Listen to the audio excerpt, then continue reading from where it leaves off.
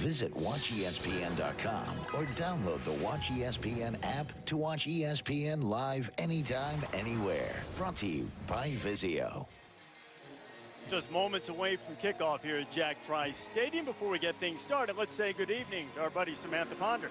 Good evening, Reese. Mac Brown told me earlier tonight that his defense is going to blitz more tonight than they did against Kansas State. Now, fortunately for Iowa State, their dual-threat quarterback, Sam Richardson, is healthy again. He had a hard time playing on a sprained right ankle, and Paul Rhodes told me this is the first night since opening week that he's fully able to plant off of that back foot.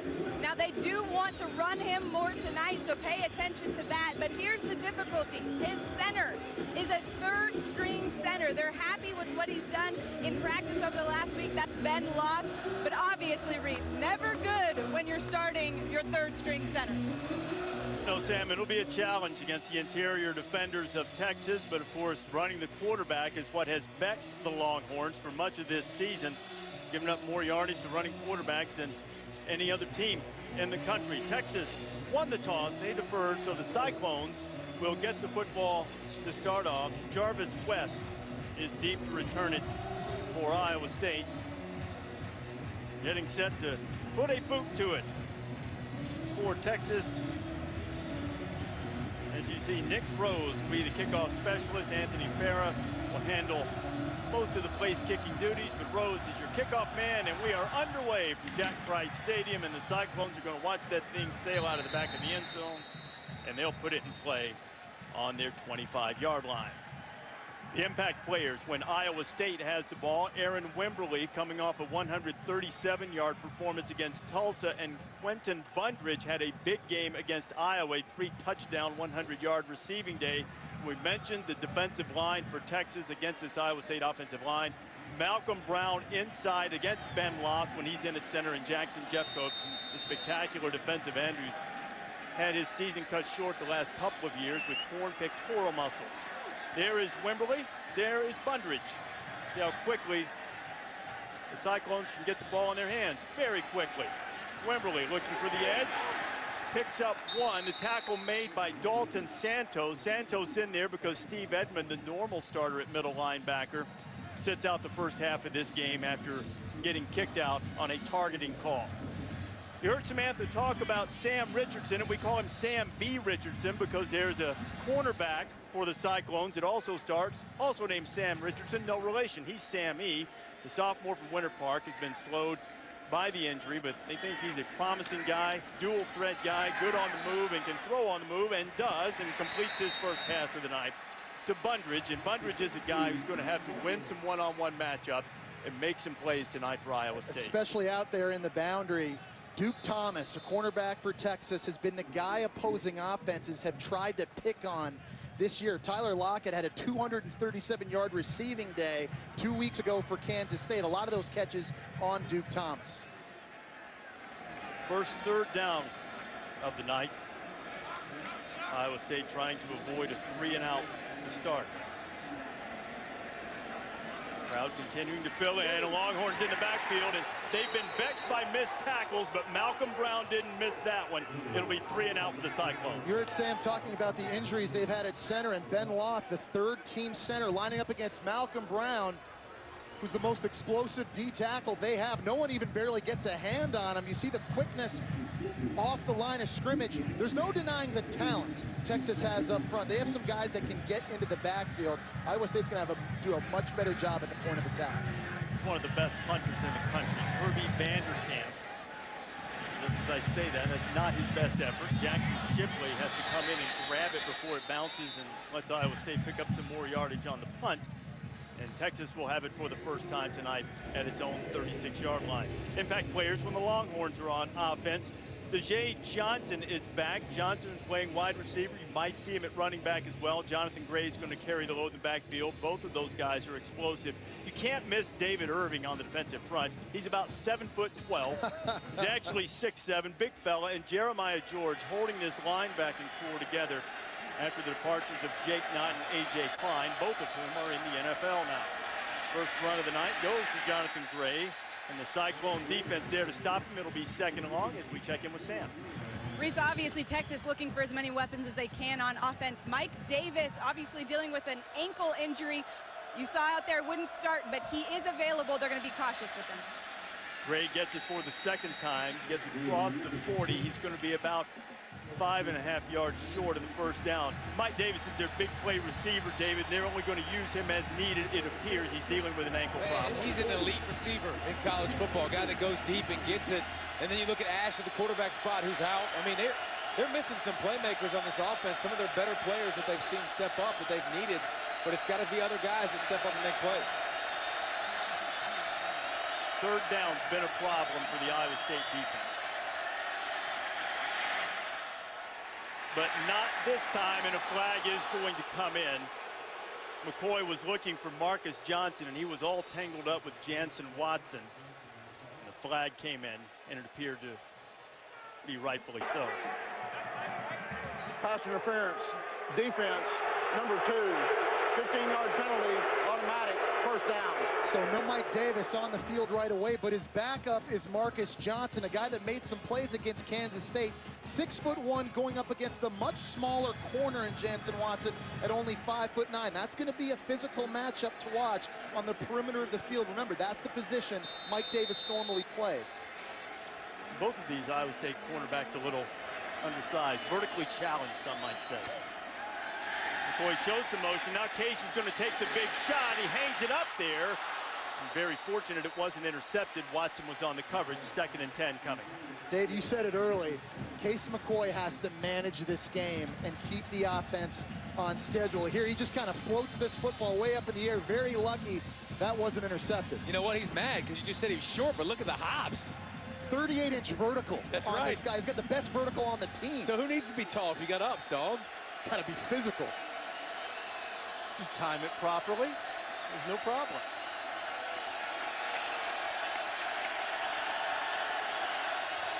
Iowa State crowd trying to make it tough.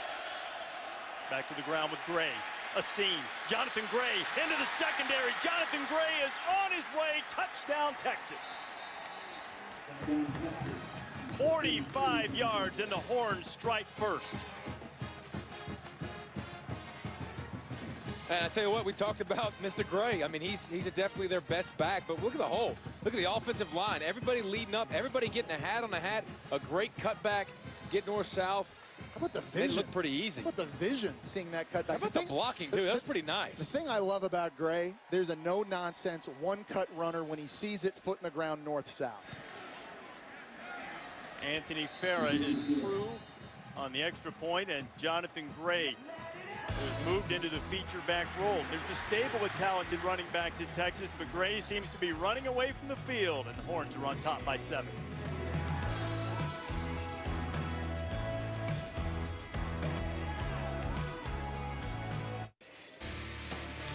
It's been a sad week for the Texas Longhorn family. Legendary quarterback James Street died Monday of a heart attack at the age of 65. He led the Longhorns to the 1969 National Championship. He, of course, guided that victory against Arkansas, and President Nixon declared the Longhorns national champions. Never lost a game at Texas, 20-0. The Horns remembering James Street with his initials on the back of their helmets tonight. He's also a pitcher on the baseball team, had a couple of no-hitters in his career. He's the father of San Diego Padres relief pitcher Houston Street. Our condolences and deepest sympathy to the entire Street family and everyone in Texas who had such high regard for James Street.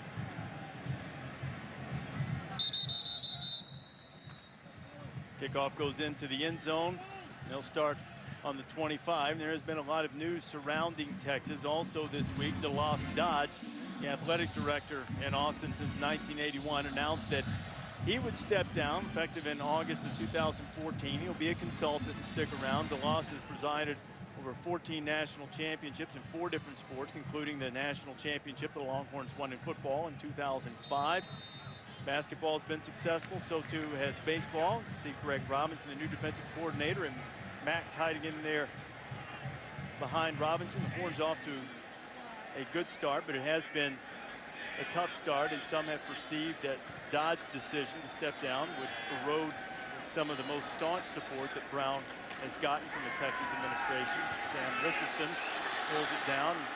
He'll lose 1. It'll be 2nd and 11. But Dodge has been on the job for a number of years. He had planned to do this, and the impact it is going to have on Mac still remains to be seen. But as Brown has pointed out, the best cure for all of the criticism is to win some games. And if they can make a run in the Big 12 and they're 1-0 in the conference, date with Oklahoma coming up after this one, what game did you say is coming up after this one? The Red River rivalry, my friend. Yeah, it's a big one.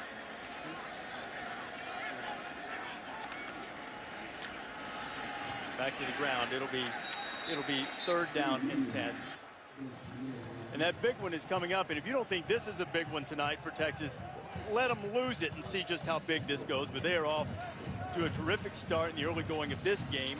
Season didn't get off to a great start following New Mexico State, which is a hapless team. They went to BYU and got gutted by Taysom Hill. Then Jeff Scott and Ole Miss pretty much did the same thing.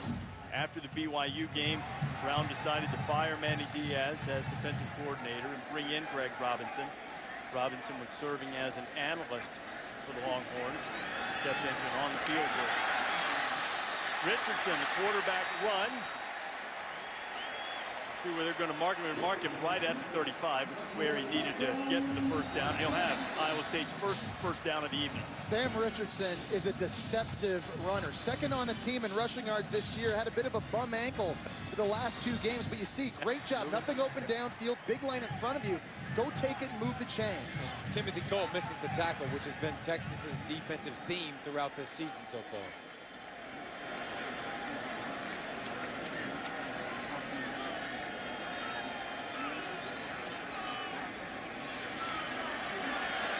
Andre Diggs was coming on the blitz, and Richardson improvising and gets it out to Jarvis West. A little shuffle pass of about 7 or 8. Yeah, and Greg Robinson dialing up the pressure. You drop both defensive tackles in a zone blitz. Watch both defensive tackles straight in the middle. Run right out of here. He's tricked. Richardson's tricked for a second. Nice pump fake. You got to tackle in the backfield. Nice little flip. You got to make some improv plays like that. Well, we heard Sam say earlier, they're going to blitz more in this game. 2D tackles and coverage, baby. Wimberly. He was a step away. Malcolm Browner had a tackle for a loss in the first series. Kept that from being a big game. And this is a guy they got to get going in this game. Aaron Wimberly provides explosive plays. Out of the backfield, catching the football in the return game. They haven't had a running back in the last 2 years that could make you miss and take it the distance until they found out about Aaron Wimberly 2 weeks ago in a win against Tulsa. Just had to go to Snellville, Georgia, baby. A lot of playmakers down there. Back to Wimberly. Wimberly on his feet and striving for the first down marker. And just as I was about to say, perhaps the most explosive, dominant player ever to come out of Shiloh High School in Snellville, Georgia, which, for those of you who might not know, is also the alma mater of our colleague David Pollock. I tell you what, did you watch him, man? He's small. He doesn't make a lot of bounces outside. He doesn't no nonsense running, but good. Look at the receivers on the outside. Jesse pointed out in his tape. Texas has to be physical at the corner spot, coming up and stopping the run. Second is short. Wimberly, first down. Oh, there's a flag coming in the area where you might suspect holding. Good movement from the Iowa State offensive line. Let's see if they grab somebody to do it. Our referee tonight is Mike DeFee. In the Big 12, 8 officials. The alternate official keeps the pace of play up. Personal foul. Illegal block below the waist. Offense, number 72. Peel back block. 15-yard penalty from the spot of the foul. Second down. That's Brock Daigle. This is something we anticipated talking about a lot last week with Georgia Tech running the option, but there are only certain areas of the field that you can block below the waist, and they are trying to eliminate, as Mike DeFee said, the peel back block so that the defender doesn't see it coming back toward the ball. That's what Daigle got nailed for. And Paul Rhodes wants to eliminate those mistakes when you make those explosive plays. This isn't an offense that creates a lot of explosive plays. You can't negate them when that happens. Instead of second and short, is now second and 13. Richardson keeps it. Texas plays zone read better that time. It's going to be important that Iowa State runs the football with the quarterback. This defense, even though they look better against Kansas State, they're giving up 6 yards a carry to the opposing quarterbacks. A lot of times on zone reads, and they're inexperienced at that second level. We know Jordan Hicks lost for the season, a freshman Timothy Cole taking his spot, and of course Steve Edmond out for the first half of this game. Force this defense to prove to you that they're going to play assignment football.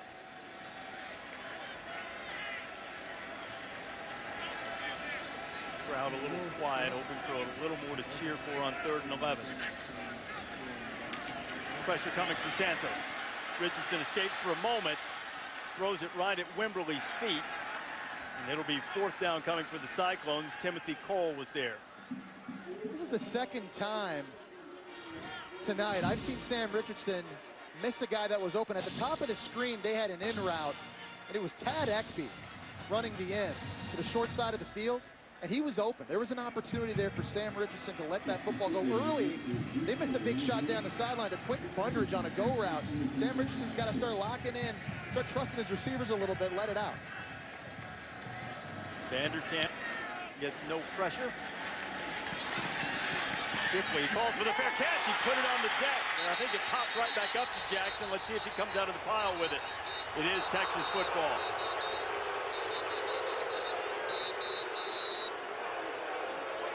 Fortuitous bounce for the Longhorns will give Texas another possession. So a penalty hurts the Iowa State drive, and the Horns will have it for the second time when you come back.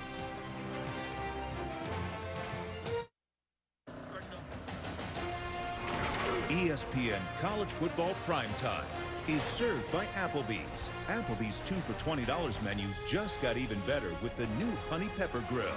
And in part by Nissan, premier partner of the Heisman Trophy. A lot of good tailgating going on outside Jack Trice Stadium. So on our way in, thought we might as well sample the wares. They do a good job tailgating. That's a good setup. I was driving around. They had started at 9 a.m. today. There were people out in the parking lot at 9 a.m. Thursday morning getting ready for tonight's game. We got the theme of you talking again. Yeah, put a DirecTV put a quarter in. Put a quarter in. Talking to put Iowa a quarter in. fans. Don't breathe. Case McCoy went right through the hands of Malcolm Brown. Jensen Watson had a shot at the deflection. It'll be 2nd and 10. Going back. Case McCoy has to manage the game, keep the offense on schedule. He's not as talented as David Ash with respect to arm talent and running ability, but you got to avoid the turnovers. Quick pass and knocked down immediately. Sam E. Richardson making the stop on Kendall Sanders. It'll be 3rd and long. These guys might be short, and Sam Richardson's only 5'7", but they're physical. They'll come up and they'll pop you, and that's a great job right there, locating the football, making a play, setting up 3rd and long. Well, now you are in a situation where it's 3rd and long, so now McCoy has to make a play. Backed up, but you can't make the wrong play. You can't make the big mistake. Pass interference penalty on 3rd down on the first drive. McCoy firing to the outside, and Mike Davis in the game, and he has enough for the 1st down. Watson was on the coverage. Texas will move the sticks. And it's good to see him if you're a Texas Longhorn fan, because he's a game changer. He's one of the best in the country at his position. He's got that speed. He can go up and get it. That's a great sign for Texas fans. Dave, he's maybe the best deep threat in the country. Right up there with Devin Smith, Ohio State. This guy can get downfield. That's what he brings this offense. Jay Johnson in motion. Pressure coming. McCoy gets rid of it. McCoy to Shipley attempt, but Jackson couldn't bring it down. Deion Broomfield on the coverage.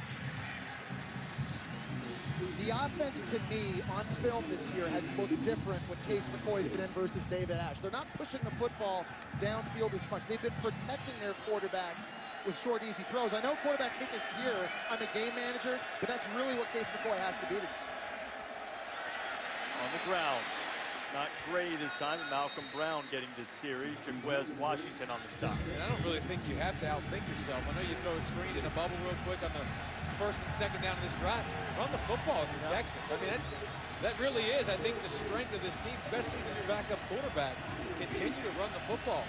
In these situations this year, 3rd and medium, 3rd and 5, a guy they love going to, Jackson Shipley right here in the slot, Mr. Dependable.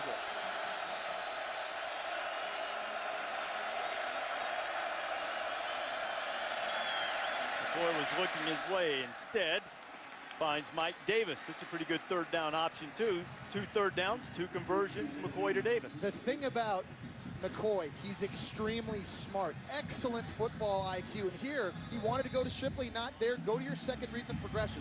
His dad's a football coach. His brother's Colt McCoy. He understands the game and how to read coverage. The 16-yard pickup. The ball sitting on the 49 of the Horns. McCoy, Shipley. Jackson Shipley, a short game before he's shoved out of bounds by Luke Knott, younger brother of Jake Knott. You think Texas, speaking of younger brothers, you think Texas fans, when they hear McCoy to Shipley, just dream about the older days?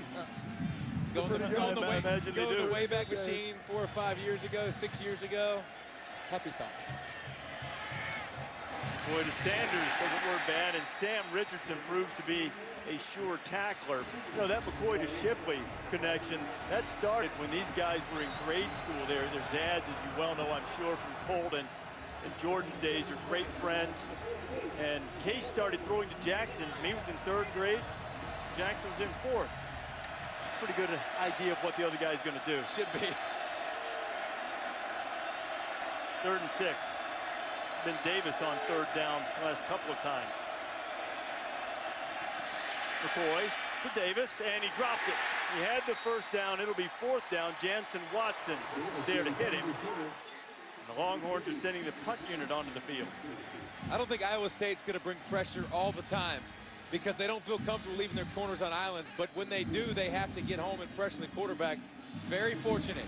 Should have caught the football, should have moved the sticks. But Iowa State, not a pressure team. They decided to bring pressure on that 3rd down. Anthony Farah standing just across his own 40.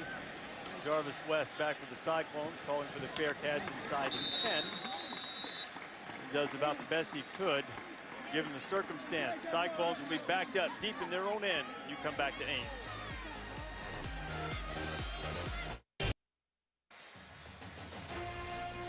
Tonight's weekend menu brought to you by Applebee's. Boy, we have some honeys starting at noon Eastern time with Maryland and Florida State, and it'll wrap up on ESPN with Washington and Stanford. In between, the Buckeyes and the Wildcats. No, the Buckeyes have dominated the series, winning 28 of the last 29. You think there's going to be some points on the board, David? There will be a lot of points scored. Kane Coulter, Mark gets back. They're going to score some points. Sam Richardson. Richardson still on his feet, close to the 1st down marker as we check in with Scott Van Pelt. Freeze time for your Dr. Pepper 10 conference update. Western Kentucky, Brandon Dowdy to Willie McNeil. Western Kentucky beat Navy last week. Looking to beat Louisiana Monroe. But Reese, as you taught me, you don't just waltz into Malone Stadium on a Thursday evening and just grab a victory with ease. You do not, Scott. You don't just roll your hat out there and stroll out with a victory. Same here at Jack Trice Stadium in Ames. Perhaps you've heard that on a video game or on Saturday highlights. Iowa State's been good on 1st down. Just enough from James White with the ball's on the ground. It appeared he had the 1st down, and Texas believes it recovered the fumble. He just dropped it. He was going, and he was heading. It is Texas football. That is the 10th turnover gained by the Longhorns this year, and the 1st fumble the Cyclones have lost all season. One thing Texas has done a great job of in the last couple of games is creating those turnovers. You see here, the running back, he just drops the football and it goes between his legs. He wasn't even touched. And of course, that's James White. Never was able to secure the football after the handoff, and that's a gift. It looked like he wow. got kicked. Oh, yeah, how about that? His own guy. Oh, so we have wow. a butt fumble. What do we call that? Butt kick? Just lead back Heel Jeff toe. Woody. Yeah, kicking the ball. It was a reverse bicycle kick. But it was good penetration by Cedric Reed to get in the backfield to drive the offensive lineman back. So the Longhorns start this possession in the red zone. Golden opportunity to go up by 2 touchdowns on the ground. Great. I thought for a second that he had a little loose handle on that one as he picks up a couple. Iowa State's defense has been incredible in sudden change situations recently. Their last 14 turnovers they've committed, they've given up only 3 points. That was a field goal against Iowa this season, and Gray finds the sledding tough on second down to Quez Washington on the stop. And this is what they do. Bend, don't break. They don't blitz a lot. David, you mentioned that earlier. You don't see a lot of exotic coverages. They rely on keeping the football in front of them, creating turnovers, and playing great in the red zone. And we talked about Texas being out of place on defense. Very rarely do you see Iowa State being out of place and beating themselves. 3rd and 6. There's Jackson Shipley. Cycle Cyclones. the screen in the slot. The Cyclones thought Kennedy Estelle moved.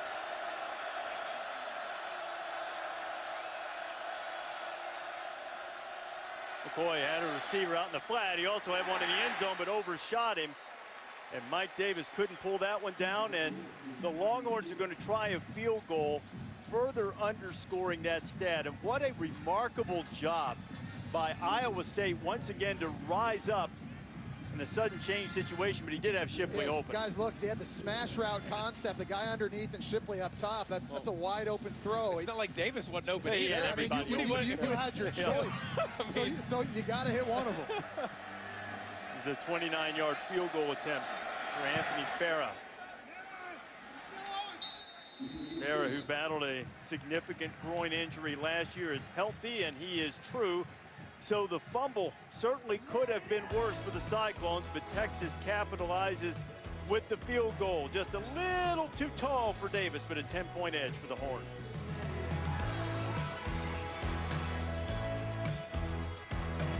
Bubba Sparks, College Park.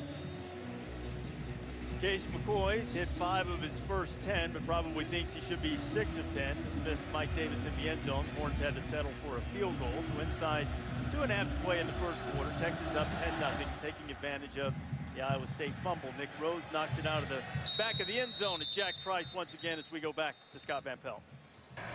3 Coors Light cold hard facts. Laker fans probably thrilled to hear this. Kobe Bryant heading to Germany to have a medical procedure unrelated to that torn Achilles, but it's that platelet therapy in the knee. They take some blood out, they put it back in. Those aging knees, hoping to carry the Lakers as far as he can take them. They can do something that grows hair. I'll see you guys next year.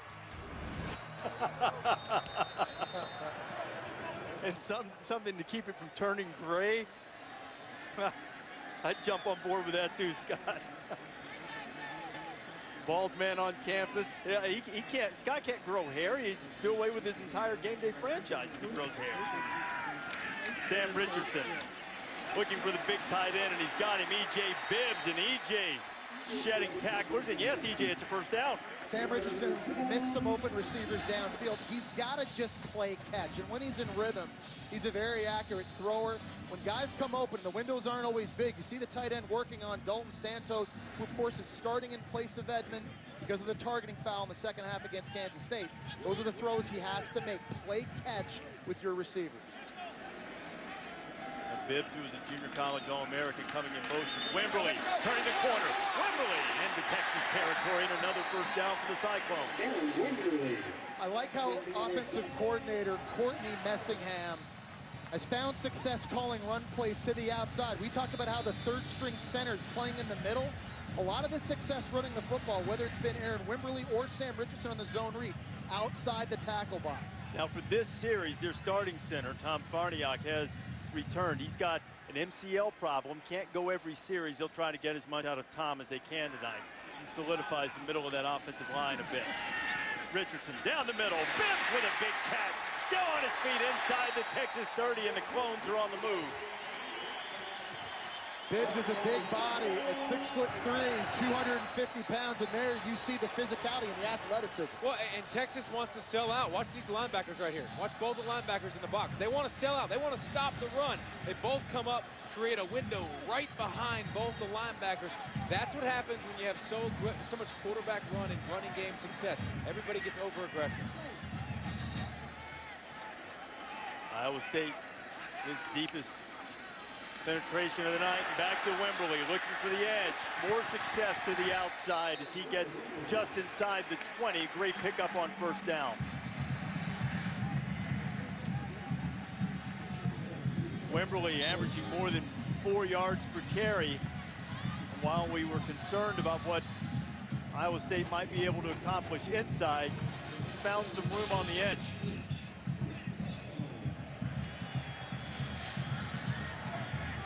Second down and 3. We're inside a minute to play here in the first quarter. The homestanding Cyclones trying to get on the board.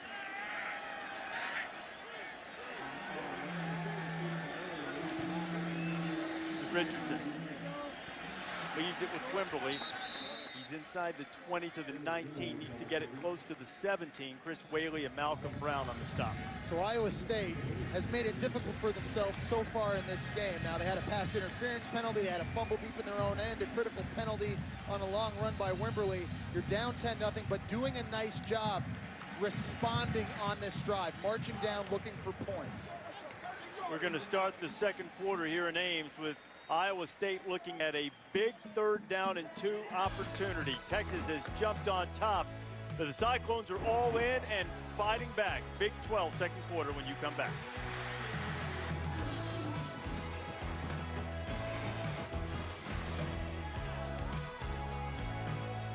ESPN College Football, Maryland, Florida State, Washington, Stanford. ESPN College Football Prime Time, served by Applebee's as part of Tailgate Week. Fired up by Kingsford Charcoal. We start the second quarter in Ames. Texas on top of Iowa State, 10-0. But the Cyclones in the red zone and looking at a 3rd and 2. We're going to call it 1 now. It's going to be a long one. Have to get it close to the 17-yard line. Jeff Woody, a short yardage specialist. Woody plowing his way in there, and I'm not even sure he got back to the line of scrimmage. It'll be 4th down. When you're running against Texas and you're running inside, you're running into the teeth of that defense. Their best players inside, Malcolm Brown, Chris Whaley, Hassan Ridgeway, they're deep at defensive tackle. It's a tough place to earn yards. So Cole Netton, a talented redshirt freshman who took over the place-kicking duties in the opening game against Northern Iowa, a game the Cyclones lost. Starting kicker Evan Arceo had missed a couple of field goals. Little mishandle, and Netton bends it just inside the right upright. Netton, but the back of the net, and the Cyclones are on the board, and Paul Rhodes has a drive pay off with a 3, and a good job on the hole. Watch Justin Coleman. It's a low snap. It's grabbed, a little one-hop, laces out. He's one of their starters in the slot, the wide receiver. You see the nice hands right there. Good job. Coleman probably never anticipated getting any type of notoriety. Started his career at Nebraska Omaha and transferred to Iowa State when Nebraska Omaha dropped its football program. I don't think there's any danger of Ohio State ever dropping its football program, nor Northwestern. A top 16 battle in the Big Ten. Saturday night in Evanston as Urban Meyer, still undefeated as head coach of the Buckeyes, takes on a sneaky squad led by Pat Fitzgerald. Henrik Mark is going to be back. Yeah. Kane Coulter says that changes everything for them. Well, it'll be a good one on ABC Saturday night. What about Ohio State's run defense this year? You know, when Henrik Mark getting ready to come back, you guys, Dave, you're headed there. You guys are going to be out there, but you know, they shut down that running game from Wisconsin, giving up only 85 rushing yards and they a were game. balling. So can they slow? It's a different style attack Way from different Northwestern. They can get stressed a lot of different ways. That'll be fun to watch. Wisconsin did have some success throwing the ball down the field to Abradaris. Northwestern can have similar success on Saturday night. Case McCoy about to get the ball back here. It's 10-3. Texas had a nice drive, and they took advantage of a turnover. David, what do you need to see from this Iowa State defense on this possession? Well, I think it's what they're going to do. They're going to make you earn everything. And if I'm Texas, I'm going to continue to run the football. But I think they've done a pretty good job. They have to take advantage of opportunities. They had the pass interference play on 3rd and long that they could have gotten off the field. Then they had that screen pass that was tipped. You could have made the interception. Iowa State defense, they have to make the plays that are there. When you get an opportunity to get a turnover, you got to get it. McCoy on first down, the easy completion out in the flat. Malcolm Brown picks up 4, maybe 5. Guys, I think in general, to your point, David, for Iowa State to win games, it's a simple formula. You got to play smart football. No penalties. They're the least penalized team in the Big 12. The turnovers, they're 12th right now in the nation in turnover margin. Flip the field on special teams. That's what wins this team games because they're not as talented athletically as Texas tonight. Iowa State bluffed a little blitz. Luke Knott still stepping in there.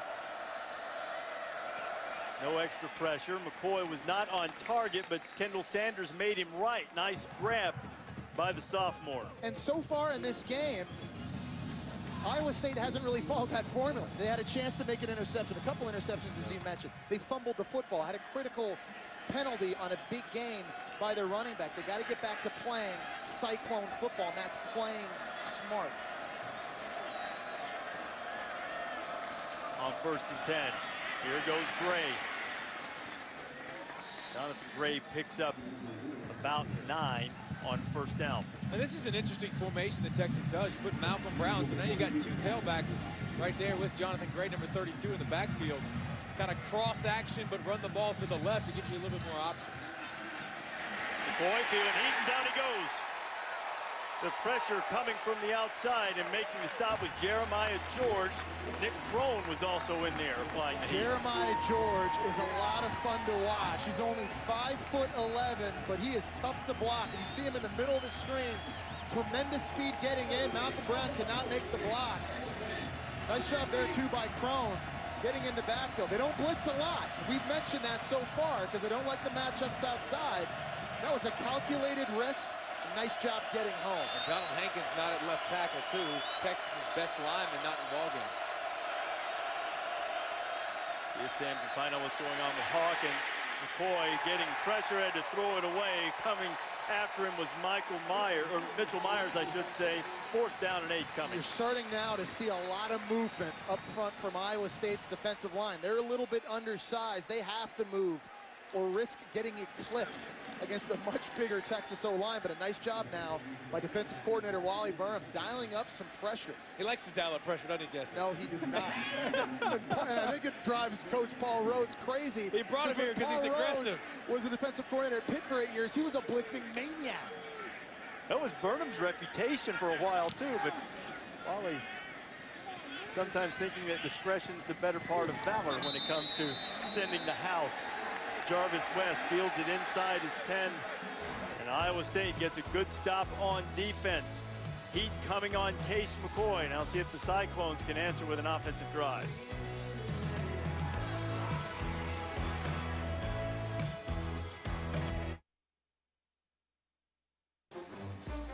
Paul Rhodes has put Iowa State on the map in terms of upsets. In 2009, they ended a 15-game losing streak against Nebraska and Lincoln. The 9-7 winning game if they forced 8 turnovers. 2010, the Cyclones went to Austin in the midst of a terrible season for the Horns and handed the Horns a loss. Perhaps the most notable win in school history came when Iowa State beat Oklahoma State a couple of years ago and knocked the Cowboys out of the national championship picture. And in 2012, they ended TCU's 12-game winning streak. Longhorns aren't ranked. They've only beaten Texas at one time in their history as Aaron Wimberly gets the carry on 1st down, and another good pickup for the junior from Snellville, Georgia. Time for the Aflac trivia question. We've already given you one of the answers. Which are the only 4 teams in the FBS to defeat a ranked opponent on the road in each of the last 3 seasons? This time they tried the middle, and it did not go as well this time around as Desmond Jackson was there to make the stop. It's never gone as well tonight so far for Iowa State running in the middle, and it is important you find balance in the running game to stress the defense in different areas. But again, so far, outside is where you're making the most hay if you're the Cyclones. Iowa State's converted only 1 time on 3rd down. They haven't had good field position. This is the 2nd drive. It started at their own 8-yard line. They've had nothing better than their own 25. Richardson gets away from Jeffcoat. A lot of room for Sam to run. He has the 1st down, and he gets down across the 25-yard line. He'll move the sticks. 2nd time in this game on a critical 3rd down. We've seen Richardson get away from trouble. He's got hard focus downfield, soft focus around him, but when it breaks down, he's out. You see the deceptive running ability. Well, and you see Jackson, 99, and 44 Jeffcoat coming the same running line. It's pretty simple. That makes it really easy. If you're going to rush the quarterback, keep him in the pocket and rush him. Don't both get in the same gap. Sam's had a bad right ankle. It looked pretty healthy that time. That might be as productive as Iowa State has been in the middle all night. pick up a 3 or 4. I think you were thinking ahead right there. The only 4 teams in the FBS to defeat a ranked opponent on the road in each of the last 3 seasons. That is tonight's Aflac trivia question. The answer: wow. Iowa State, Ohio State, Alabama, and Oregon. It's pretty good company. Iowa State has proven to be a well-coached, disciplined team capable of pulling the upset. The key is trying to take the next step. To do that, they have to recruit more difference makers. That's what Paul Rhodes makes no bones about. Richardson smartly pulls it down. If he had tried to get that ball to Bundridge, that's probably a touchdown for Texas. So a smart decision. And one of the things this team needs to do better also in order to get better in the conference is great quarterback play, something that you haven't yet had for Paul Rhodes. But right there, Sam Richardson, they think he could be the guy to take this team to the next level. You saw a good decision right there from their sophomore quarterback. Could use another one on 3rd and 6. You're going to get man coverage from Texas. You're looking at it right down bottom. 3 guys for 3 guys. Man coverage on the top. Yeah. Somebody has to win. Somebody, I'm talking about quarterback. Somebody has to win the wide receiver to help the quarterback. That's that big fella nearest to the interior of the line, Bibbs. Instead, he goes the other way. And what a grab in traffic by Bundridge. There's a flag down. Not so sure Bundridge didn't make the catch despite interference by the Longhorns. And this is the guy I would find in man-to-man coverage. I'd throw it to Bundridge on the outside more often. A great job walling the defender off. He had the flag regardless, but they got to have somebody on the outside, and Bundridge is their most talented guy. Pass interference. Defense number 23. Penalties decline. Result of the play, 1st down. And that's a matchup you like if you're Texas, because Carrington Bindum is your best cover corner on the perimeter. You see Bundridge here being physical. There's a lot of tugging and pulling, a lot of jersey grabbing. That's an easy call for the officials to make. While he's getting hit, delivered that too on the back shoulder. And Bundridge, in the rivalry game against Iowa, had 7 catches for 146 yards and 3 touchdowns. They appeared to be out of the game. Bundridge had a couple of touchdowns late to give the Cyclones a chance. Chantrell Johnson in the backfield. Richardson faked to him. Was looking for Tad Ekby. Threw it behind him. So this is what Texas hasn't done yet. They got to start winning the early downs on 1st down to set up obvious passing situations, because I think that's what they're built to do. They're built to stop you early, rush the passer off the edge with Reed and Jeffcoat, play man-to-man coverage on the outside and smother you. But you can only do that when you win 1st down.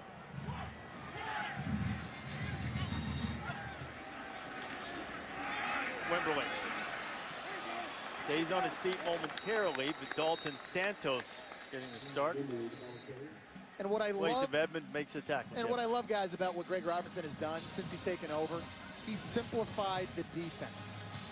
Gets them lined up so they can play fast, and he plays to their strengths. And this is only his 3rd game as a defensive coordinator, understanding the personnel, but I think that's what they're built to do. He didn't even know the guys' names. I mean, he watched them on tape. He just knew their numbers. They didn't know who this guy was walking in the locker room, and now you got to get to know him and how to put him in the right situation to succeed. And it's a tough job. It's tough to come in and just start to do. You have to do that. So now 3rd and long, maybe a situation here. You see the man-to-man coverage again. Where are those defensive ends? Richardson escapes, a lot of running room. 1st down, Iowa State. Richardson still on his feet in another big quarterback gain on the ground against Texas. This one not on the design run, but Richardson doing it on the scramble, picking up 21. Richardson sprained his ankle in week 1 against Northern Iowa. It was bumming him out a little bit. Wasn't able to do this a lot here in recent weeks, but the bye week helped him get back healthy. You've already seen that's the 3rd time now on 3rd down. And that's a busted play for the defense. You get 4 guys coming in the A gaps right there. Nobody right there in the B gap at all. It's an easy play. Already 56 yards on the ground. Wimberley at the edge, inside the 35, and slammed down at the 34. And that little 3-yard play it doesn't look great. And you're not going to see Oregon out here getting 50, 70-yard plays all the time. But if they just keep getting 3, Wimberley keeps running hard, Richardson keeps scrambling, making plays. That's how they put drives together. They're not going to kill you with big plays down the field. They just got to sustain drives. And they're staying committed right now to the running game as well, which I think is impressive. Already they've run it 23 times in 30 plays. They're going to be patient with it. Zone read, a little bit of a crease. The ball gets close to the 30, third down coming. Malcolm Brown with another stop. Okay, so if you're Texas defensively, keep the quarterback in the pocket. If this is going to be a pass play. Now at 3rd and 4, obviously, everything's available. As you see the rush defense, their numbers this year and what they've given up on the ground, they've been gashed, and a lot of that's come from Sam Richardson. Iowa State is just 10 yards short of what it's averaging per game on the ground for the season. Got 104 yards on the ground, average 113. Richardson firing, caught Bundridge inside the 15, first down Cyclones. How about Quentin Bundridge going up the ladder? He's the best receiver they have after the catch. He's their biggest threat downfield, making explosive plays, and he can climb the ladder too. 6'2". You see Richardson here, not as much pressure in front of him, but a great job stabbing the football in the air by Bundridge. Iowa State driving in hopes of tying this thing up. Wimberly lined up in the pistol. Richardson to throw. Runs out of time, and he'll be sacked. Getting there first was Chris Whaley. Chris Whaley, at 295 pounds, guys, used to be a running back 2 years ago here at Texas. How about that? What you think about that? Just the athleticism. I mean, these are the types of athletes Texas has, and that's a problem inside when you're playing a lot of this game with your 3rd-string center. That's going to be an issue. We keep talking about it. That's one to watch. Even though Farniak's in there right now, he's not 100%. They got to be careful inside on the O-line. 2nd and 14. Back to the ground. Wimberly had a crease. It's just inside the 12. Santos with a little help from Adrian Phillips stopping him. Another 3rd down coming. I think this is another situation if you're Iowa State. Your best wide receiver, Quentin Bundridge, lining up against Texas's best corner, Carrington Bynum. You've won that matchup a couple times. You feel you're going to face man-to-man coverage again, and it looks like that's what Texas is lining up in. Cyclones have converted 4 third downs on this drive. They've moved it 81 yards, but they need 9 more for a first down. Sam Richardson wants to make sure that he's got the right play call here. So Iowa State will spend its first timeout threatening a big 3rd down play looming.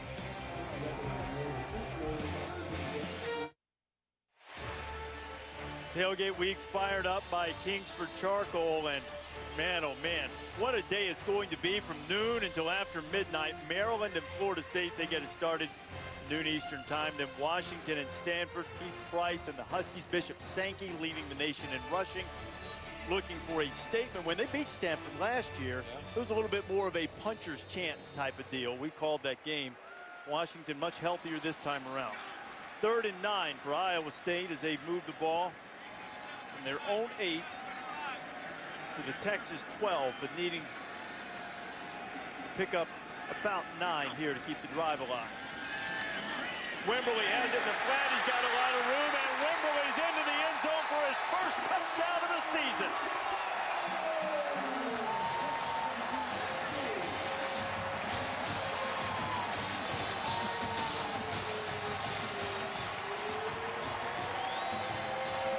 How about that nifty call coming out of the timeout by offensive coordinator Courtney Messingham?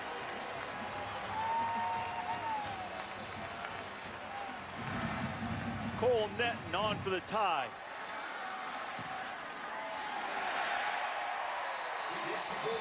And with just over 4.5 to play in the first half, Iowa State, which started the season 0-2, has pulled even. The longest drive of the season for the Cyclones, 15 plays, 92 yards, took over 7.5 minutes, and we're locked up.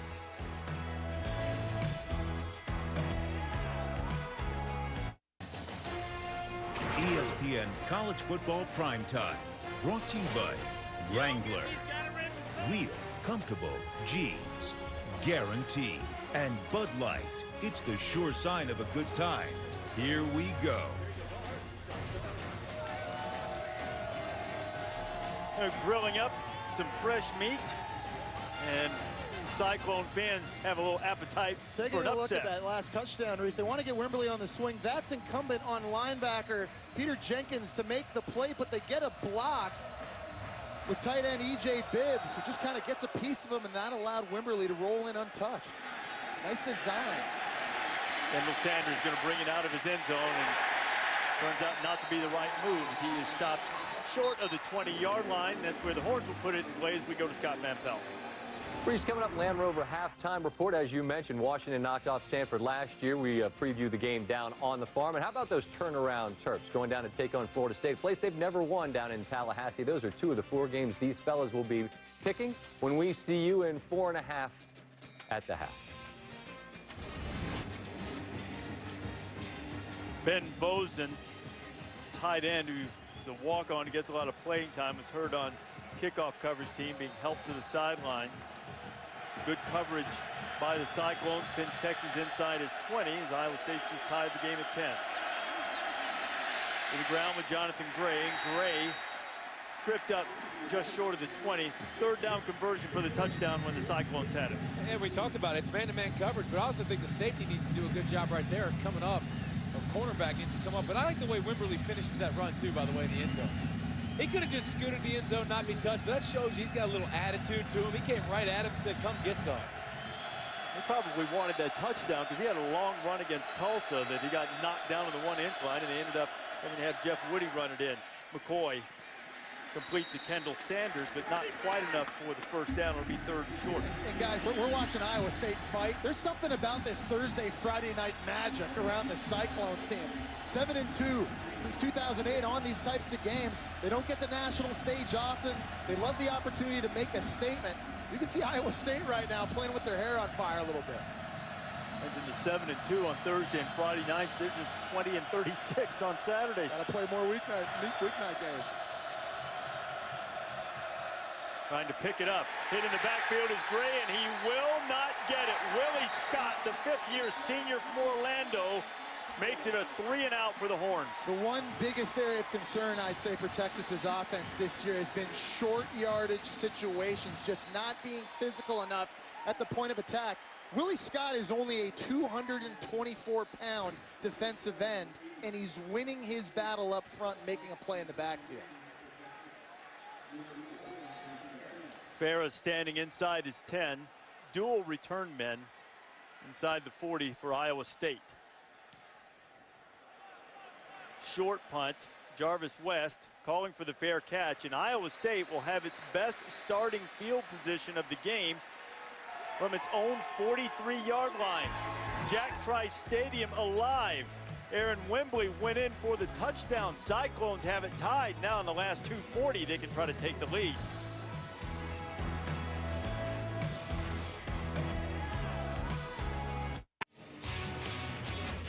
Leaves are starting to change. That just means that the racing's heating up in the NASCAR Sprint Cup Series. They go to Kansas this week. Coverage starting on ESPN at 1 Eastern. Only 12 points separating the top 3 drivers, Matt Kenseth, Jimmy Johnson, and Kyle Busch. 7 races left in the chase. Jimmy Johnson won last week in Dover. Kenseth had won the first 2. Chase for the Cup continues on ESPN this weekend. 2:40 to play here in the first half. Iowa State feeling its oats and keeping it on the ground and running effectively as they have all season. And I love it in this situation. Put the football in the hands of your best players on offense. An eternity left to go in this first half. You got 2 timeouts. Milk this thing, let your best players have it. Some teams don't care about time of possession. Iowa State wouldn't be one of them. They've held the ball more than 18 minutes now in this first half. Back to Wimberly. This time, not much room. He picks up 1 on second down. And need about 5 for the first down. Think of the momentum that you could create if you were Iowa State and able to capitalize with points on this drive. Going into halftime with the lead against Texas at home on a Thursday night. And Texas got him in 5 third downs last drive. Converted them all. 5 for 5. So they just got to get off the field on third downs. Got it up a little farther than I thought. It only needs 4, but still important third down. Iowa State has converted 6 of 9 on third down tonight, including all 5 on that 92-yard touchdown drive, as David mentioned. Richardson make it 6 in a row. E.J. Bibbs on the grab.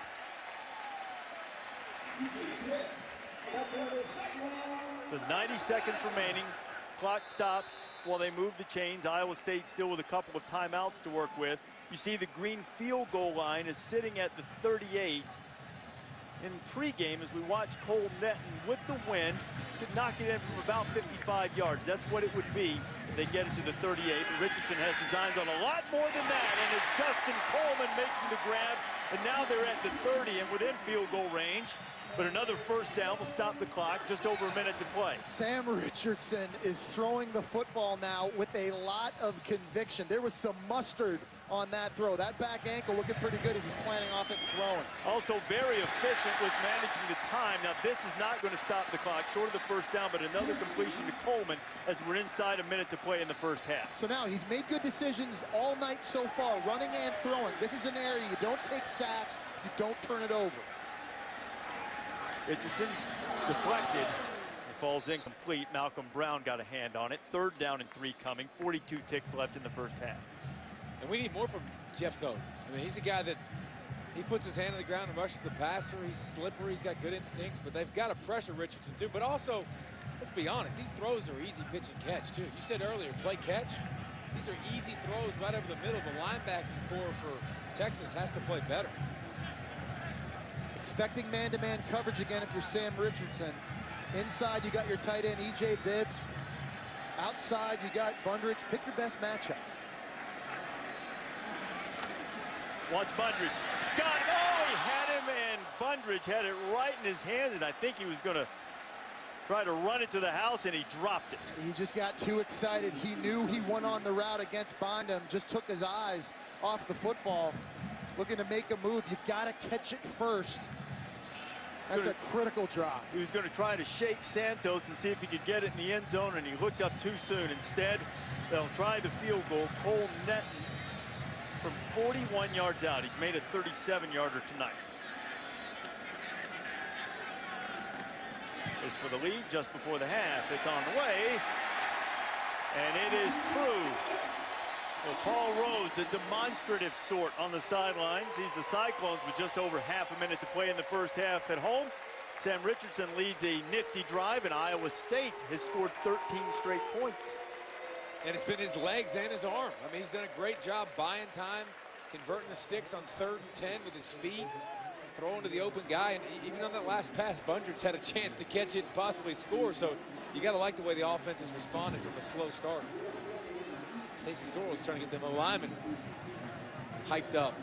Well, we saw the big 45-yard run for a touchdown on Texas' first possession with Jonathan Gray, but they really haven't had a lot of big play opportunities in the running game since then. But they got to get back to that, and that's something they are going to discuss at halftime. Is starting to get back to that ground game. You've got a deep stable of backs, a much bigger, more physical offensive line than Iowa State is up front. You have to take advantage of that in this game. Okay, Case McCoy is a veteran guy, but he doesn't have the strongest arm in the world. With 33 seconds left here, how do you play this when Texas gets the ball back? 3 timeouts, and I'm a quarterback, so I'm saying you go for points. Tell me where I get the ball first. You're going to get it on the 25 because DeJay Johnson didn't want to take a knee, but he was convinced to do so by Joe Bergeron. Here's what Texas did early: the touchdown drive initially, the field goal drive, but 3 punts mixed in between. I know Case McCoy doesn't have the same physical intangibles as David Ash, but guys, he started 7 games. He's experienced. He's played meaningful snaps in 50 and over his career. He knows what to do. And again, I know that Mike Davis is hurt, and I know that we haven't seen a lot of DeJay Johnson. You still have to like your matchups outside if you're Texas. Jackson Shipley, Marcus Johnson, Kendall Sanders. These guys got to make plays for you now. Mike Davis isn't on the field at the moment. Bergeron out of the backfield. Joe Bergeron across the 35. Clock will stop to move the chains. And a great play call by Major Applewhite. Every 2-minute situation. Get the drive started. Give yourself a chance. Easy completion. Move the chains. Get into a rhythm. And Bergeron, get out of bounds. An easy opportunity. You got the first down. Run out of bounds. Texas with 3 timeouts, but now with just over 20 seconds remaining. McCoy to the outside. It's incomplete. Good hit by Sam Richardson, knocked it free. Kendall Sanders couldn't hold on. You have to be impressed with how physical these very short corners from Iowa State have played tonight. Playing a lot bigger than their heights would indicate. And right now, they're winning a lot of those one-on-one battles outside. They're not as talented or nearly as gifted as these athletes from Texas, but they're playing with a little bit more want-to right now.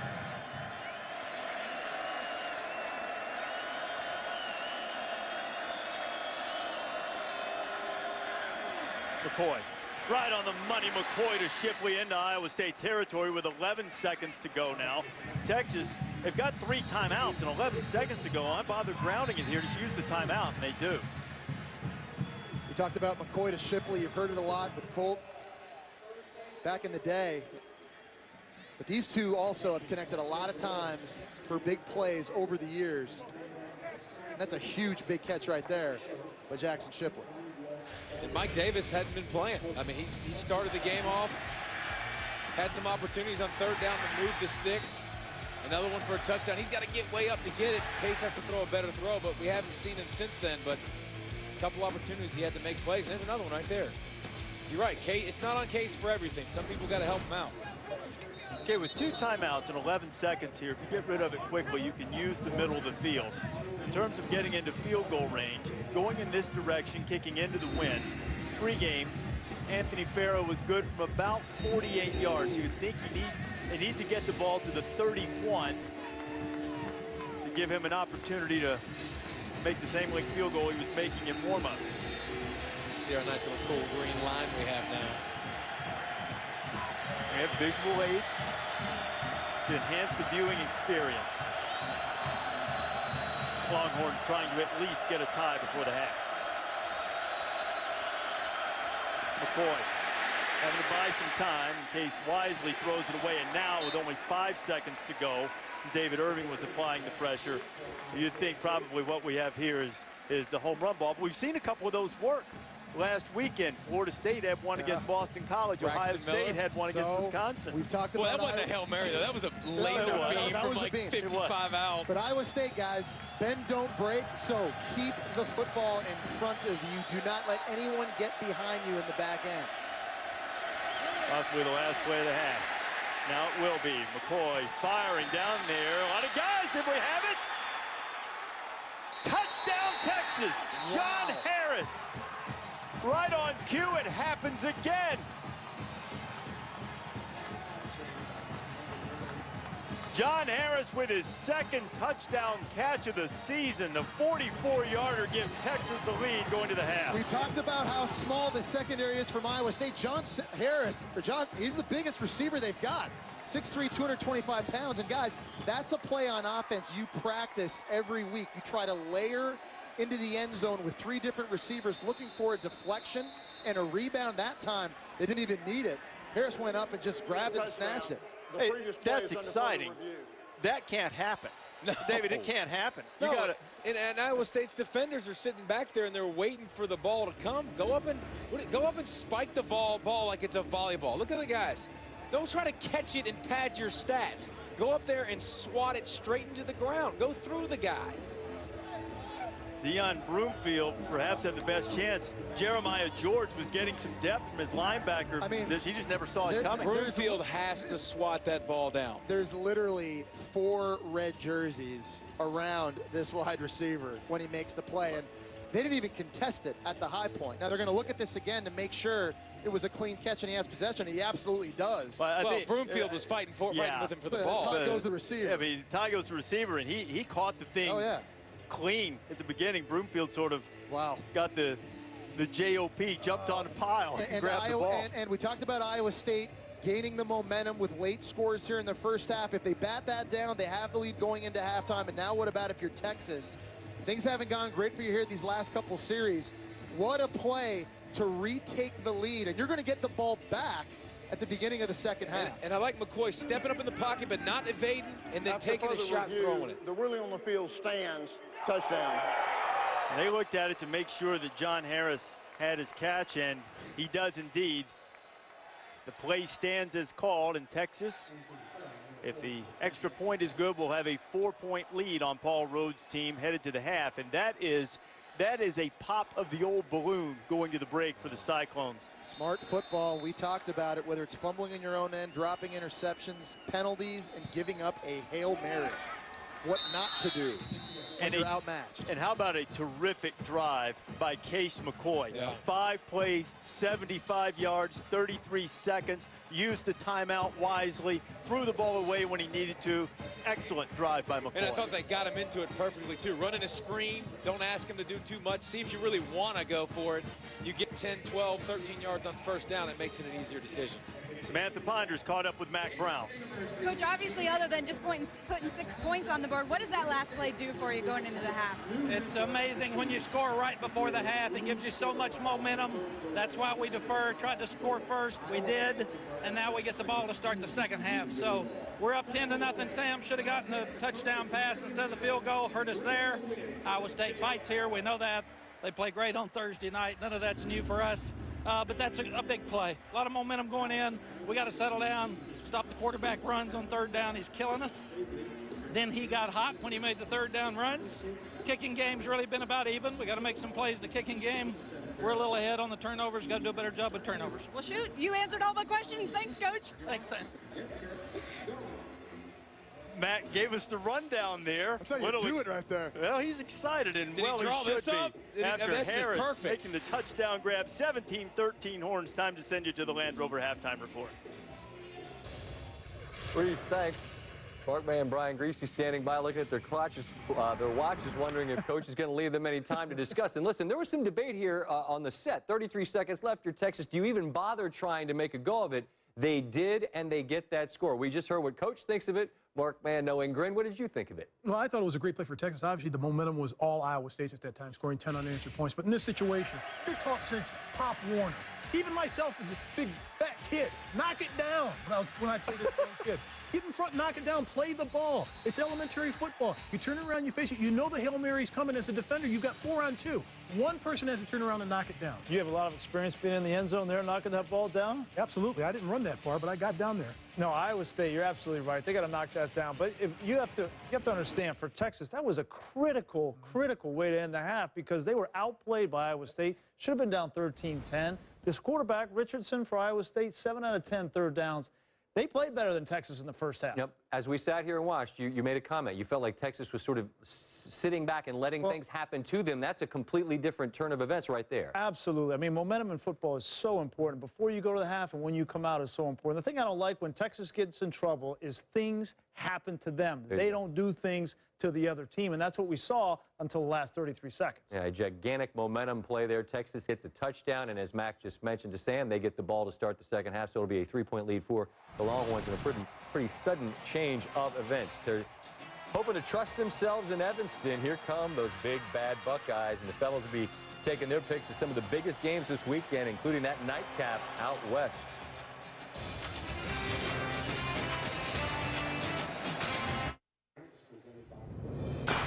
Welcome back to Tailgate Week, fired up by Kingsford Charcoal.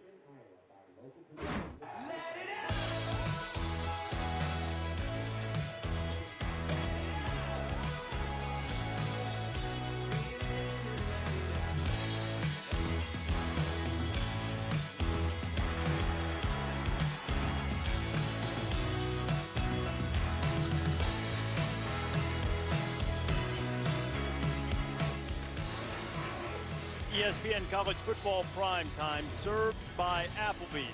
Part of Tailgate Week, fired up by Kingsford Charcoal, and Case McCoy fired up after he threw a 44-yard touchdown pass in the final play of the first half to give Texas a 17-13 lead over Sam Richardson and Iowa State. Time now to look at our coaching adjustments brought to you by the Home Depot. Texas's defense this year has really struggled containing quarterbacks in the pocket on critical down and distances. This one, a third down against BYU. You got 3 guys to the left side, all kind of in the same area.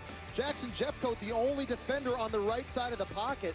Taysom Hill sees that and he takes off to convert a big third down. Well, we've seen that again tonight so far. Again, 3 defenders to one side, only 1 backside, not staying in their lanes. They have to play better assignment football. And it's making it easy on the offenses when they can do this and they can just keep extending drives with the quarterback running game. And then for Texas, it's been a couple explosive plays. Big pass interference call on 3rd and long right before this play. Bray hits a home run, and then this big play right here. This was over half of their offense for the first half. Iowa State done a pretty good job, minus those 2 big-time plays. John Harris hauled it in, and now the Cyclones' mental resolve is going to be tested here. Texas gets the ball first to start the second half after that Hail Mary at the end of the half, and Jay Johnson's going to bring it out. Thought we might see a little bit more of him in the first half. He's knocked out of bounds just short of the 25, but there are flags down on the field, one sitting at the 14 of Texas.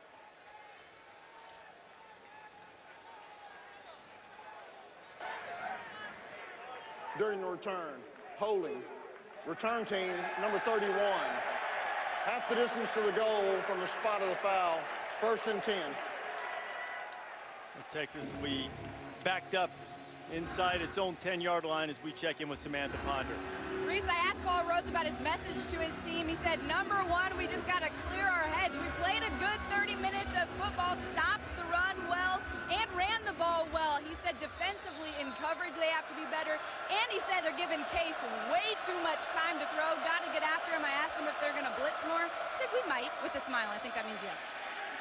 To keep it on the ground with the first play, Sam. Jonathan Gray picks up a couple. I sit with a coach every Saturday in the studio who espouses the virtues of the last 5 minutes of the first half, first 5 minutes of the second half, and with that in mind, big series for Iowa State, for Texas too, for that matter. Try to build on the momentum. McCoy, complete. Hit immediately is Kendall Sanders, Jansen Watson on the tackle. And to Sam's point, we're already seeing Iowa State more aggressive. 8 guys close to the line of scrimmage right in here. They're going to get physical. They're going to stop the run. They're going to start challenging Texas offensively.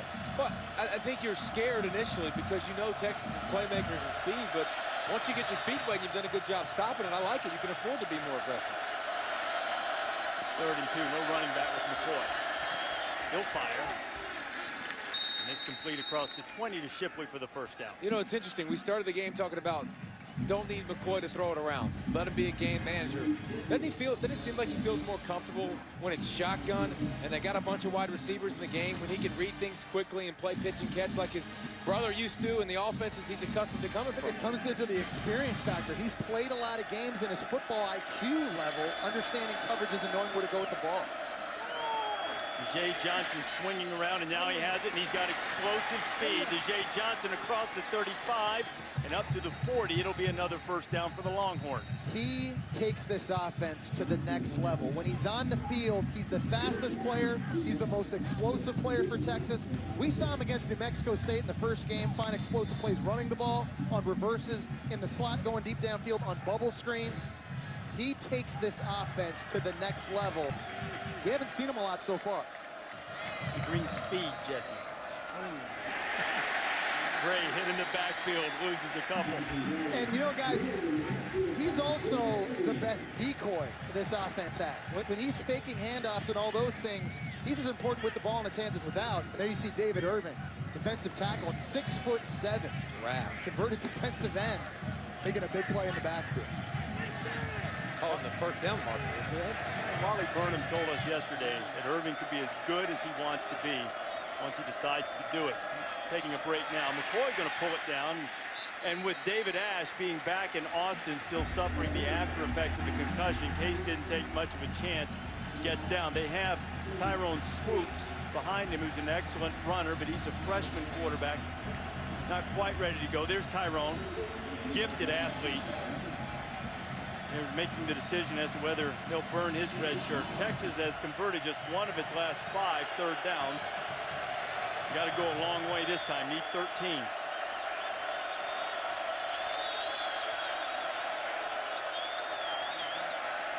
McCoy firing to the outside. And Watson and Johnson were tangled up over there. I was anticipating seeing a flag come out. That looked a lot, Reese, like the very first pass interference call we saw. It was the exact same route and almost looked like the exact same outcome. But again, the shorter corners for Iowa State playing a lot bigger. And right now they're being a little bit more physical on the perimeter of the field. So Texas moves it, create a little breathing room for Anthony Farah. And he unleashes a big one that's going to drive Jarvis West back inside his 15. The Cyclones have been backed up in their own end for much of the night. Iowa State gets to stop the initial possession of the second half. Now Paul Rhodes, the Iowa State Nation, trying to move back ahead of Brown and the Horn. 17-13, Texas on top.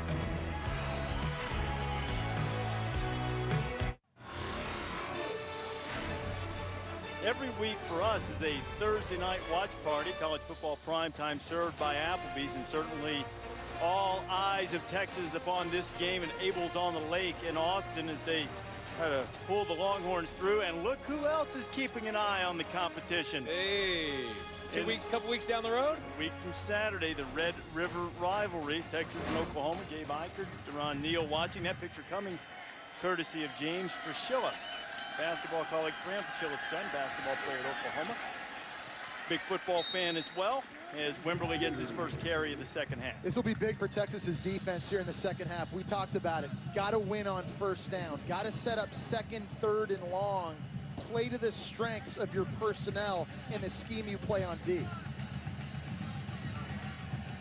Iowa State's been productive these last 3 drives. Perhaps missed an opportunity for more on the last field goal.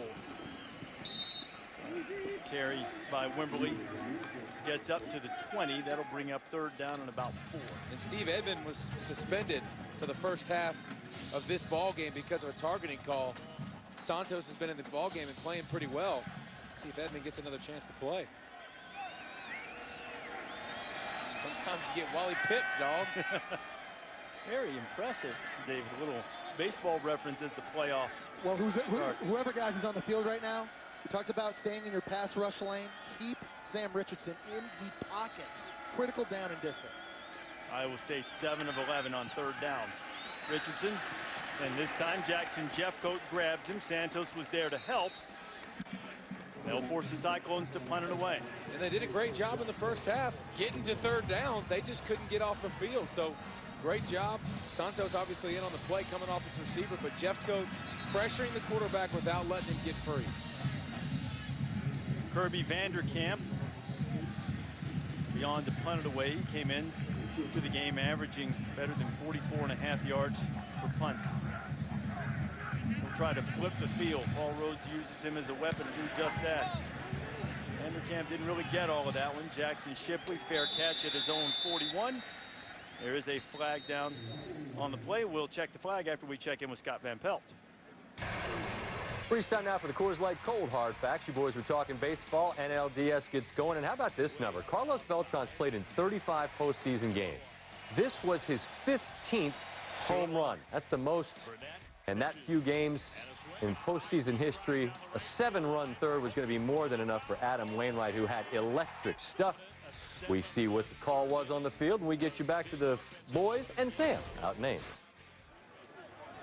All right, Scott, it was holding during the return, so rather than put the ball in play from their own 41, Texas will back up 10 and put it in play from its own 31-yard line. So each team's had the ball in the second half. Nobody's really put anything together yet. Curious to see what Major Applewhite's going to do as a play caller for Texas. Against Kansas State in the second half, Jonathan Gray carried it 17 times. They relied on the running game to help ice that game, help win that game. Do they get back to running the football, or do they stay aggressive with Case McCoy? Joe Bergeron's a running back, and he's going out for a pass. Mike Davis back in the lineup. Couldn't connect with McCoy. Watson was on the coverage. And they're spinning 7 in the box, and they're playing man coverage. There's no secret to what Iowa State's doing right now. Texas just has, we talked about Iowa State receivers winning on the outside. Texas receivers have to win on the outside. Mike Davis did win a couple of times in the first half on third down. Pistol set, McCoy still has it. Case faked it, now he's going to go down. Jeremiah George from his middle linebacker position. We had him as an impact player. He's got to be one of the quickest, one of the fastest linebackers in the entire country. When he knows where the ball is, he can get his 5'11" frame to that point quickly. Watch the speed, how quickly he closes on Case McCoy to make that play. Jeremiah's had double-digit tackles in 5 of his last 8 games. Had 10 tackles against the Longhorns last year. The Cyclones looking for a tackle on 3rd down. McCoy firing it into the middle. It is complete, and it is enough for the first down. Kendall Sanders with the grab. And McCoy throws a seed out there to Sanders. And he throws it better over the middle of the field. We see the coverage on the outside when he's had man coverage. It's probably where he's supposed to go with the football, but McCoy's strength is really throwing it over the middle of the field, up the seam, underneath. Continue to do it. I think part of the reason those outside throws are more difficult is because of the lack of arm strength. Yeah, giving absolutely. defensive backs an opportunity to make plays on those passes. Converts to 3rd and 14. Case thinking about taking a shot. Running out of time. Now dumps it off to Bergeron, and Bergeron is hit immediately and knocked down by Jaquez Washington. If Mike Davis is on the field, I guarantee you Case McCoy throws that football. We've seen so many times this year on plays like this, one-on-one outside. Doesn't look like Sanders has him beaten. He doesn't. But if that's Mike Davis with his ability to high point the football, that's a throw these Texas quarterbacks take. You can see Mike Davis not on the field, how that's affecting this offense and the quarterback's confidence. Linebackers coming, but picked up nicely by Texas. Sanders out there. He was detained for a moment by Sam E. Richardson, unless they couldn't get together. They lose the threat of the deep ball without Mike Davis on the field right now, and Iowa State's aware of that. That's why maybe they feel more comfortable playing man-to-man outside with shorter corners. Well, he's on the field. He's just not effective. And he's got the ankle injury, and he's trying to toughen it out, but they would not be putting, Iowa State would not be putting a cornerback on an island against a healthy Mike Davis. Work the middle of the field. That's what you do well. That's where Jackson Shipley lives. 3rd and 7. Middle. Knocked away. Richardson making the play. Guys, at some point, Texas has to run the football again. They have to set up more manageable 3rd downs. They haven't done that early in the second half. Guys, we talked about it. Maybe got there a little bit early, maybe, but still. Good play. I like that He's play. 5'7", I do too, and I don't think that's a good no call. What does him being short have to do with anything? I'm just saying. Why I mean, you know, hey, man? you know, I'm giving him credit because he's playing bigger than his size. Good for them. Farah driving West back. This time West is going to let it hit, and man, oh man, you want to talk about knocking his wedge stiff down there. Anthony Farah with a beautiful punt. Pins it on the 2-yard line. 53-yard punt down on the 2. Is that any good? You bet it is. Sam Richardson will try to get the Cyclones out of the shadow of their goalpost.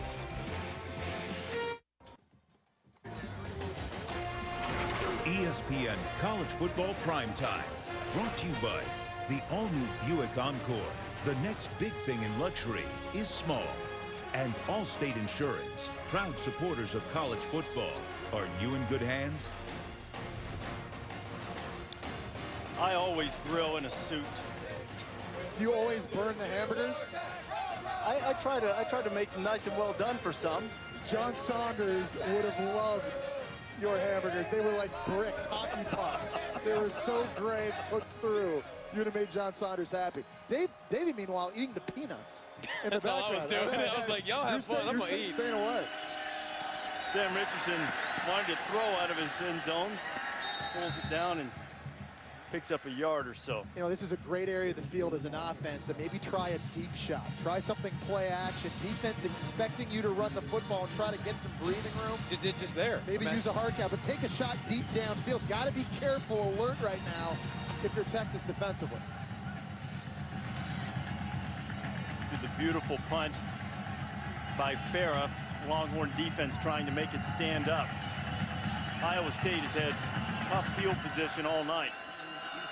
Richardson, half roll, buying some time, and Texas is there to snuff out the quarterback run. Into the game is Steve Edmond, who was suspended for the first half after the targeting call against Kansas State. And look at the defensive confusion by Texas. No, you go over there. No, come back over here. No, you come back in here. Oh, wait, no, back in the box. I mean, talked about dumbing things down and making it simpler.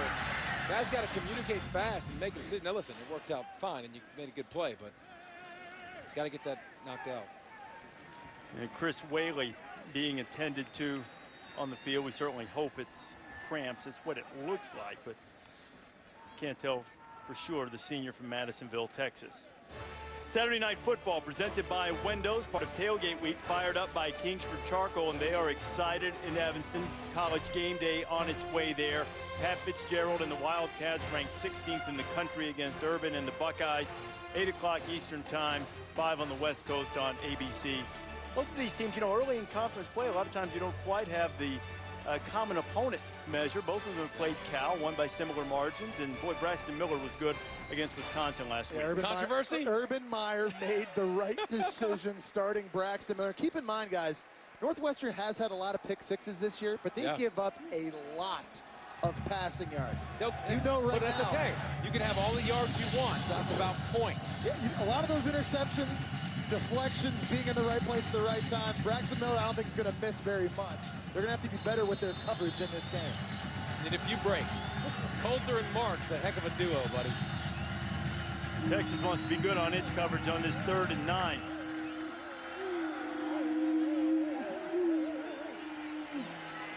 Richardson firing over the middle. Brundage has it. Brundage off to the races. A Cyclone is free. Bindum is chasing him, and he doesn't have enough speed. Touchdown, Iowa State.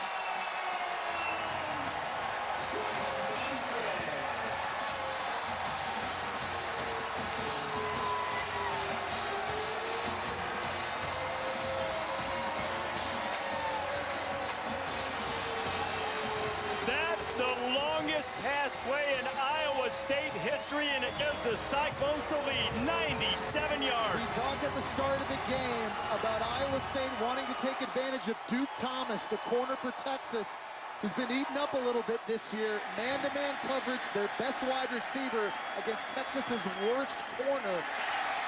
That's a long touchdown. Wow. I'll see your lightning strike on the last play of the first half on a Hail Mary and raise you a 97-yard touchdown pass. Quentin Bundridge showing his heels to the field. Nothing but green grass and opportunity as Paul Rhodes' team has taken the lead by 3.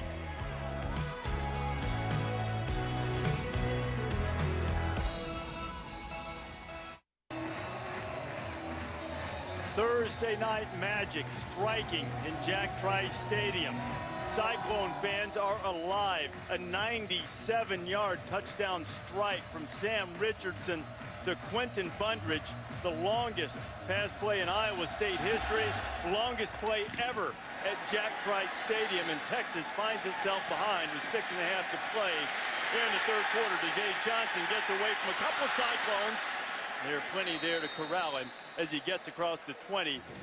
How did Bundridge get this loose? Greg Robinson got aggressive, playing man-to-man with the free safety. No help against Bundridge, running the in route at the bottom of the screen against their worst corner. He did not bring pressure.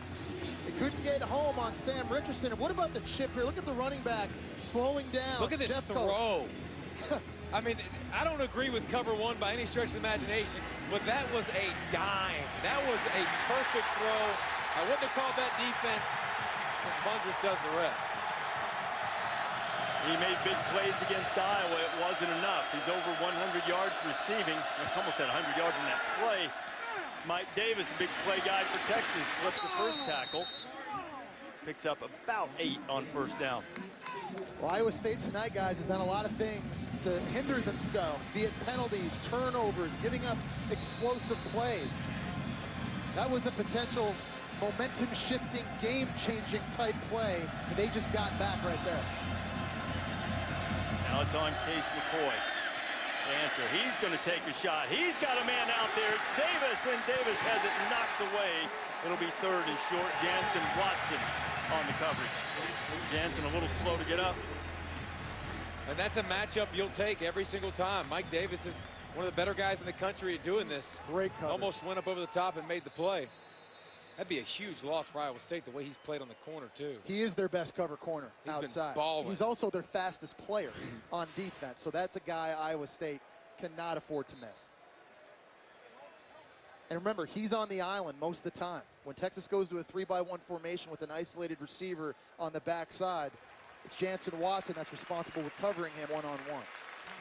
And Jansen walking it off. Iowa State's done a good job of recruiting the state of Florida. Watson, a senior out of Kissimmee. Now he'll have a seat on 3rd and 2. So we mentioned Texas has really struggled this year on short yardage situations. Earlier in the game, they got stuffed on a situation just like this. Now replacing Watson on this play is Nigel Tribune. He's a freshman from Jacksonville, Florida, and he's matched up on Davis. Top of your screen.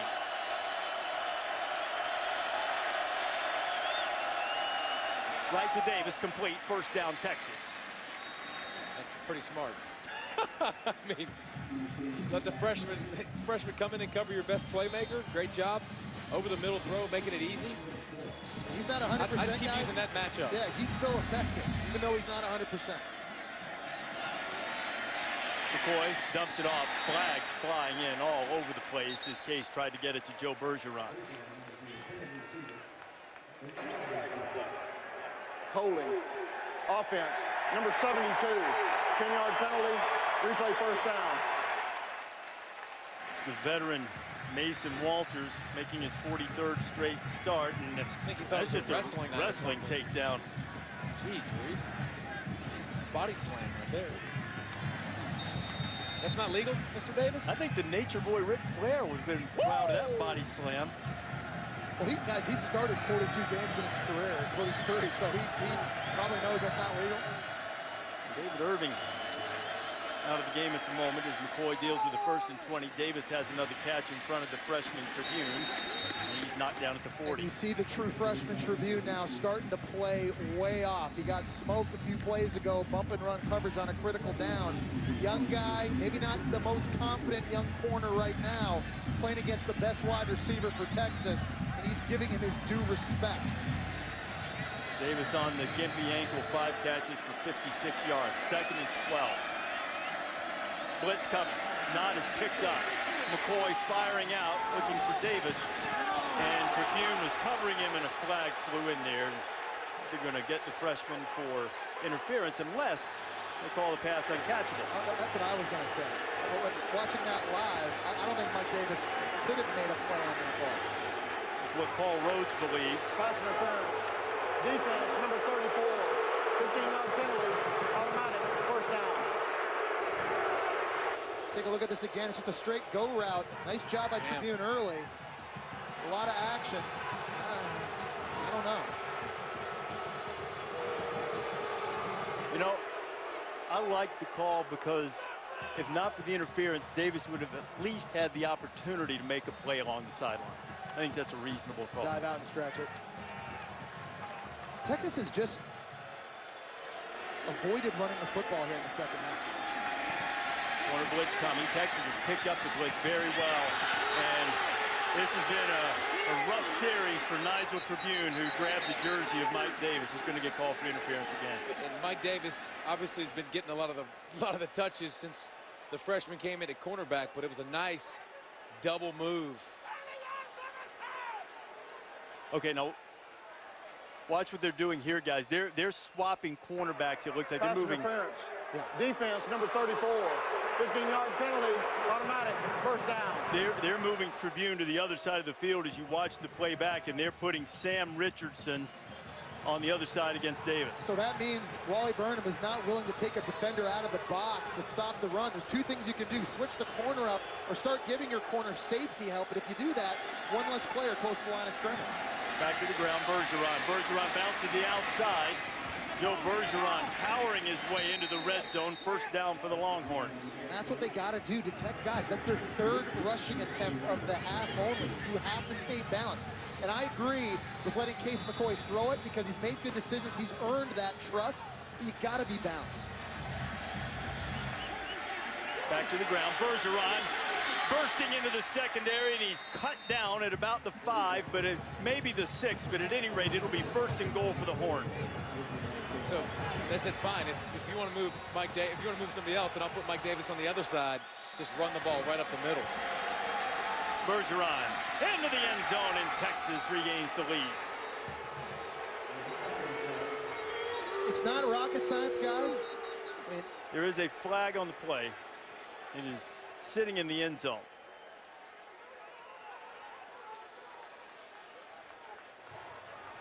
Might have been keeping a close eye on the freshman Tribune.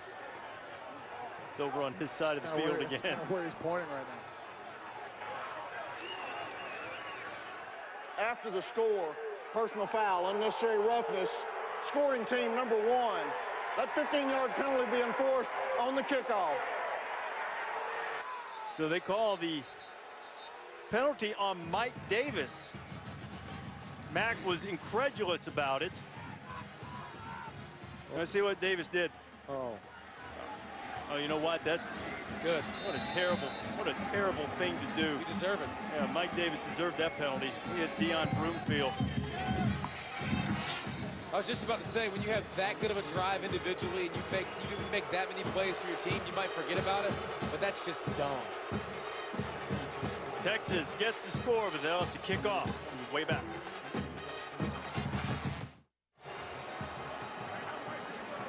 Texas just took advantage of a couple of pass interference penalties, and then Joe Bergeron carried it for the final 3 plays.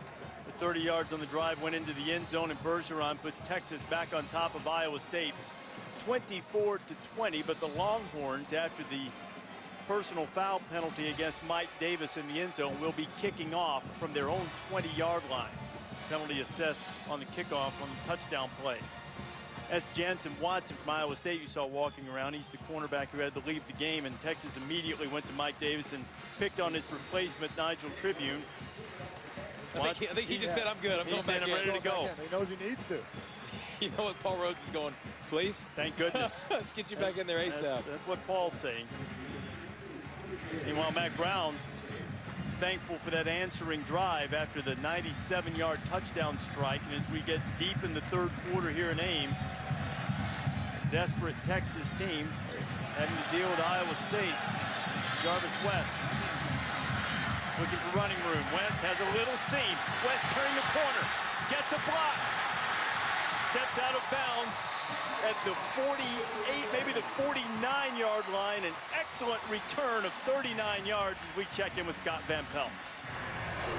Time now for your AT&T All-America Player of the Week. Now, we know Purdue's got the world's biggest drum, but with all respect to the Boilers, they were beaten like one, thanks in part to Jordan Lynch from Northern Illinois. Threw for 3, ran for 1. They go on the road and pound their Big Ten opposition. You can text your vote every week to participate to 34763. And Scott, how about this? Northern Illinois, the first Mid-American Conference team to beat 2 Big Ten teams in the regular season. Opened up with a victory against Iowa. The Hawkeyes' arch rival, the Cyclones, have their best starting field position of the night, and they go with a reverse to Jarvis West, who just had the great kickoff return, and Texas was ready for that. Well, the reason Iowa State now is set up in great field position, Iowa State hasn't had a return yet because of Mike Davis's 15-yard penalty. You have an opportunity almost to have a kick return, but now you get it out near the 50-yard line in good position. That's why you don't make bonehead plays like that. Sound defense on the Jeff Coach, great job. Yeah, last reverse. Flag flies. Wimberly. Flags on either side of the field. This is probably coming back, but a nifty run by Wimberly. We'll see what the call is.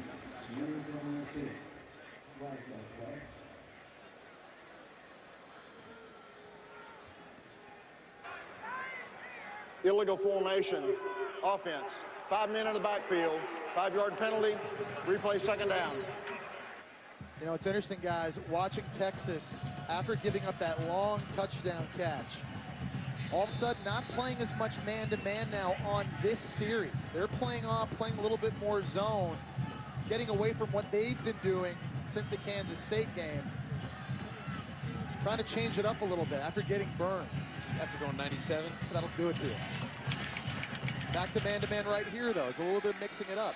Big guys on the field, 3 linebackers. And by the way, Bundridge is taking a break. You see him out there. Richardson fires complete. It's into Texas territory. Tad Ekby making the grab. No matter what Texas does, guys, whether it's man coverage or zone, they've got to get home to the quarterback. You know, you hear about the talent, the guys they have outside, Jackson Jeffcoat, who's a good pass rusher, Cedric Reed, who's a good athlete. These guys have to start showing that now and get home. Talked about all those blitzes that Robinson put in, too, with the extra time to prepare for Iowa State. We haven't seen a lot of it yet. This could be a situation right here, 3rd and long. Richardson adjusts Wimberly. He picks up a rusher. Sam's got some room. Can he elude a tackler? He does. Richardson appears to have the first down. Another quarterback scramble that is productive for the Cyclones. And it's the same thing with this Texas defense. They bring the blitz. Look at this gap you're going to have right here. Everybody comes. You're overloading one side. Great. What about the other side? That's horrible. Is it scheme or execution of scheme? I think it's execution. I think it's guys understanding where they're supposed to be and what gap they're supposed to fill in. Iowa State moves the chains on 3rd down as a result of the breakdown. Now Richardson going to take a shot, throws it just a little bit low at a couple of receivers in the same area. I think he was looking for Tad Ekby. And that's disappointing, guys, on defense, because we talked about Greg Robinson simplifying this offense. The thing about Manny Diaz, and I think he's a good defensive mind, he's very exotic. He had a lot of different crazy blitzes, and I think at times the defense got confused. They gave up 550 rushing yards to BYU because they didn't always know where they had to be. That shouldn't be the case under Greg Robinson, because guys just line up. It's simple. Line up, play your assignment. It's not supposed to be confusing the way he coaches it. It was 550 yards, 259 to Taysom Hill, who was wearing a knee brace and couldn't complete a pass. Richardson. This time they get home and put him down, and it'll be 3rd and a mile for the Cyclones. Quandre Diggs coming on the blitz. He said, enough of this. We're bringing the house. We're bringing everybody. Every gap's going to be accounted for. Linebackers, corner, whatever. We're bringing the house. But see, I like that, David, because now we're not just bringing linebackers. I'm going to dial it up and bring some speed. I'll bring some DBs, and a guy like Quandre Diggs, who's been my nickel DB playing in the slot, I'll get home to you faster. Iowa State's 9 of 14 on 3rd down. They got a long way to go here. Richardson's in a world of trouble, and he is sacked again. Chris Whaley was back there. Malcolm Brown was there. And Iowa State, after getting its best starting field position of the night on the terrific kickoff return, will have to punt it away. And Chris Whaley, Jesse talked about him, former tailback a couple years ago on the inside rushing the passer. He got there in a hurry, made Richardson tuck it down, and surprise, surprise, they catch him in the pocket. David, I think the pass rush should look like that more all the consistently time because of the talent they have up front. Vanderkamp going to try to pin Texas down deep, as Farah did earlier, but not as effective. Jackson Shipley makes the fair catch, and Texas will have it at the 16-yard line. Tailgate week fired up by Kingsford Charcoal. Maryland and Florida State will start at noon Eastern time. A full day of football on ESPN. We'll cap it off with a terrific Pac-12 battle. Keith Price and Washington, Kevin Hogan and Stanford. Boy, Hogan all of a sudden, instead of having all those Humvee-sized tight ends that Stanford's had in recent years, he's using the guys on the outside. Juice, Montgomery, explosive. Yeah. When was the last time you said that when you play Stanford? You really got to watch out for the explosive passing plays outside. You're supposed to be able to stop the run and absorb the body blows. That's Sherroyd Evans. They're working on. And that's big, guys, because that's Duke Thomas's backup in that boundary corner spot. So Duke Thomas, who's given up a couple big explosive plays, they've gone to Sherroyd Evans, try and kind of weather the storm. Now what do you do if you're down one guy? Bergeron's been the change of pace back. We've talked about Jonathan Gray being the feature, but last drive, I think he's angry. I think he said, I want more touches. A couple of touches, scoring a touchdown after Mike Davis really softened up that coverage a little bit. Iowa State with a big injury at corner, too, to see if that situation gets solved. And they got to get back to that in the second half. I mean, you look at Texas up front on their offensive line. They are so much bigger than Iowa State. Iowa State defensively only averaged 261 pounds per player. And this is one of those situations. You're up in the game. You're winning by 4 points. You have to start imposing your will. And Case McCoy's taking care of the football. He's made good decisions, and Mike Davis now looks like a weapon. And he's made some plays. But get back to doing what you've done a very good job of so far this year, toting the rock with a deep stable of backs. So Evans being helped to the sideline. We've mentioned tonight, Texas without Jordan Hicks for the rest of the year after he tore an Achilles. Mike Davis has been banged up, dealing with an ankle, but he's been effective, particularly on the last drive. And returning to the game is Jansen Watson. He is at the top of your screen, lined up across from Mike Davis. Case McCoy eludes the rush from Crone. McCoy then has it batted down, and that thing almost somehow hung in the air as Jeremiah George got it. And it looked as if for just a moment it might be picked off. Jeremiah George is making his presence felt in this game. Not necessarily in coverage, but he's cleaning up mistakes. He's been a bit of an eraser. When Case McCoy has gotten outside, you see that unbelievable closing speed by the middle linebacker. Mitchell Myers almost had the ultimate, look what I have, and I'm going to go David score Pollock with it. Interception, South Carolina. Pollock planned that out. What, 2-on-2 open stud, 90% rollout pass, right, Pollock? Have I got that down? Bad coaching by Holtz. McCoy throws it. There's a flag down. He overshot Shipley. And we'll see what the call is. David Irving was the one applying the pressure.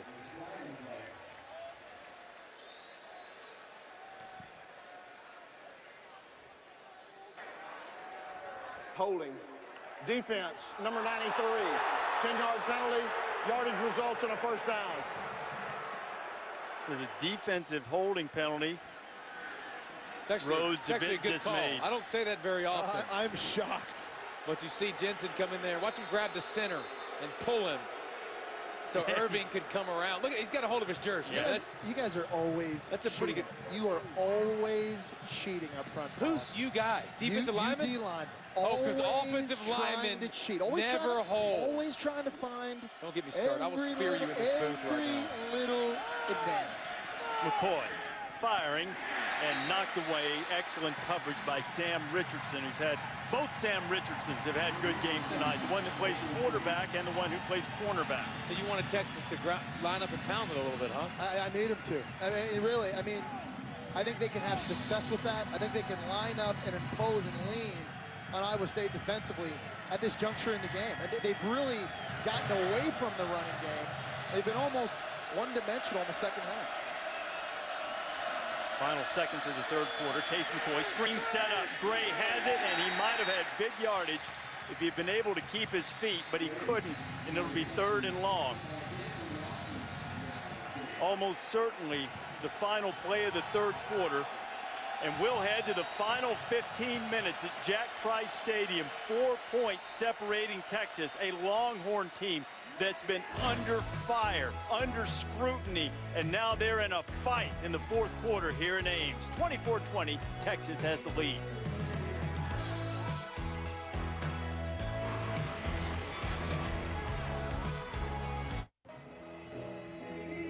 Visit WatchESPN.com or download the Watch ESPN app to watch ESPN live anytime, anywhere. Brought to you by Vizio.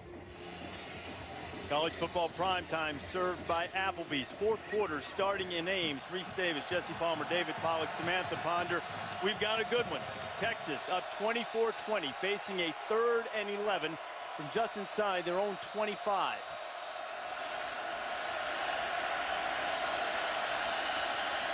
Case McCoy gets rid of it. Complete. Has his man out of the backfield, Malcolm Brown, but he will be hit and stopped short of the first down, and the Longhorns will have to give it up. That was a tremendous job by Iowa State's defense, showing something and then painting a different picture after the snap. They looked like they were going to bring pressure. I think Case McCoy thought he had a throw outside to Mike Davis one-on-one. The last second, linebackers jumped out, got underneath that route, forced McCoy to check it down. Jarvis West. Back, so too is Devondrick Neely. It'll be West. 15 makes the fair catch. So Iowa State will have it back 85 yards away from the goal line as we check in with Sam. Yeah, some bad news on the Texas sideline. Sherrod Evans is out for the game with a right knee injury. But one other thing of note, right behind me just a few seconds ago, Tyrone Swoops was warming up on the bike. We do know that they have some special packages they've been working on with him for weeks, but he did get the most first-team reps that he's gotten all season this week in practice. Obviously, they don't want him to get his first reps against OU should they burn his red shirt. We'll see if he gets in there tonight. Now, Sam, part of the problem and the dilemma for Mac Brown as it pertains to swoops is the health of David Ash and how soon he'll be able to return to health. And he's missed a lot of time this year. Wimberly slipped the first tackle and kept it from being a loss, but might have gotten one. And that's the problem. This Texas offense, I mean, it's not an excuse, but it is an excuse. And I hate to use it, but David Ash is a lot better than McCoy. I mean, you look at Mike Davis on the outside, one of the better playmakers in the country. He hasn't been able to play. I mean, you look at Johnson, number 4, one of their move guys that really does a lot of different things. This offense hadn't been together yet. Left it with Wimberly, but in fairness, David, I mean, McCoy's numbers are pretty good. He's led some touchdown drives. Davis has 5 catches. He's been pretty good on third down, Injuries too. at the end of the day are not an excuse for this team because of the depth and what they can recruit. It's not USC. It's not Penn State. You're not on sanctions. Florida lost their starting quarterback and their best defensive player. Georgia lost their best wide receiver. At the end of the day, you are still expected to win because of the talent on your field. That's why this final 13:52 so important to Texas. Oklahoma's looming. Criticism within the Longhorn family of the head coach Mac Brown. Richardson fires over the middle. Bundridge made the grab. And Mikel Thompson, who couldn't corral Bundridge and help on the long touchdown play this time, was ready for it. But a great job of knowing where the first down marker was. We haven't seen a lot of this at Texas's defense. Alert play, standing 10 yards down the field. As soon as he lets it go, you tackle him. You give him the 6-7 yards. That's fine. Stop him short of the first down. Great play. Kirby Vanderkamp standing inside his 10. Jackson Shipley awaits the punt. Vanderkamp needed a pretty good one, and he got it. Shipley makes the fair catch. They'll mark it at his 31-yard line, and the Horns will have it back. A 4-point lead, just over 13 minutes. A little frustration from Mac and perhaps from Greg Robinson, too, but the Longhorns continuing to fight, and they have a 4-point lead on the Cyclones.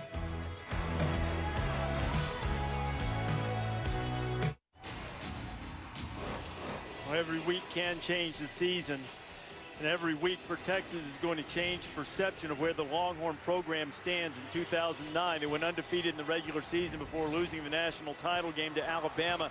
The malaise and the hangover carried into 2010, a losing record. In 2012, it appeared to be a bounce-back season. 9 wins, beat Oregon State in the Alamo Bowl. 2013 was supposed to be the year, but a disheartening loss on the road in Provo, followed by a loss at home to Ole Miss, and the firing of Manny Diaz has left Mac Brown under fire. Been spanked by Oklahoma the last couple of years as Bergeron breaks a couple of tackles. He gets across the 35, and he put the ball on the deck, and Iowa State says it has it. Rhodes is on the field celebrating, and they do.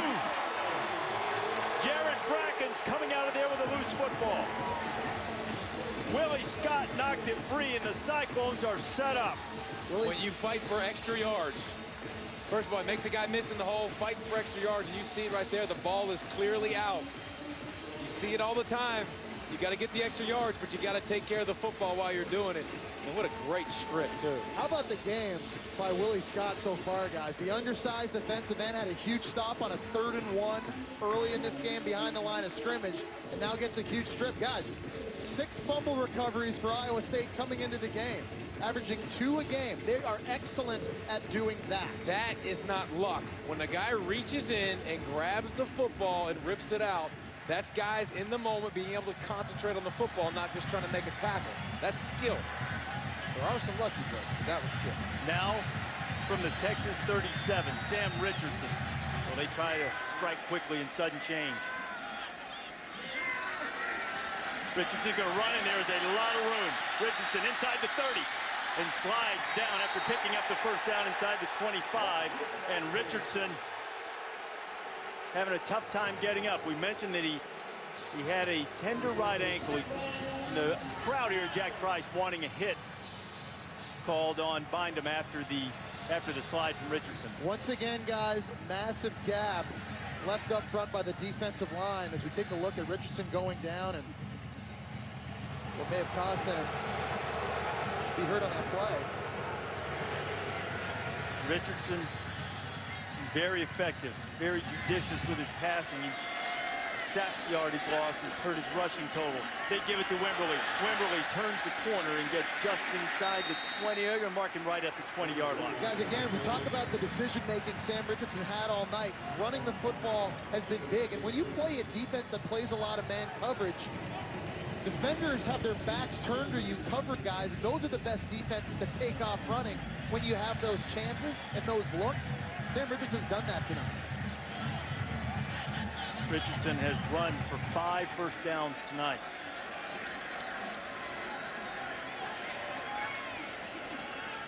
He'll leave it with his running back. Wimberly into the secondary, inside the 5, still on his feet. Touchdown, Iowa State!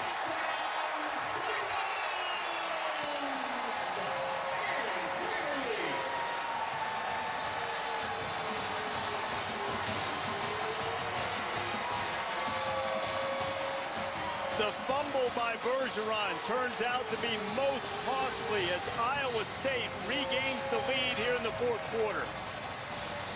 How about that run from Wimberly?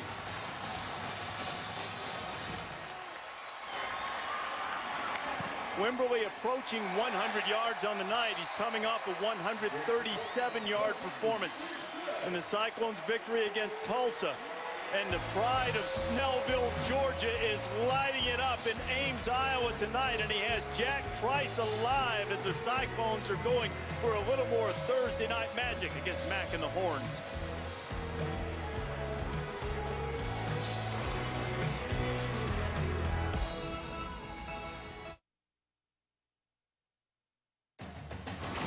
ESPN College Football Primetime is served by Applebee's. Applebee's 2 for $20 menu just got even better with the new Honey Pepper Grill.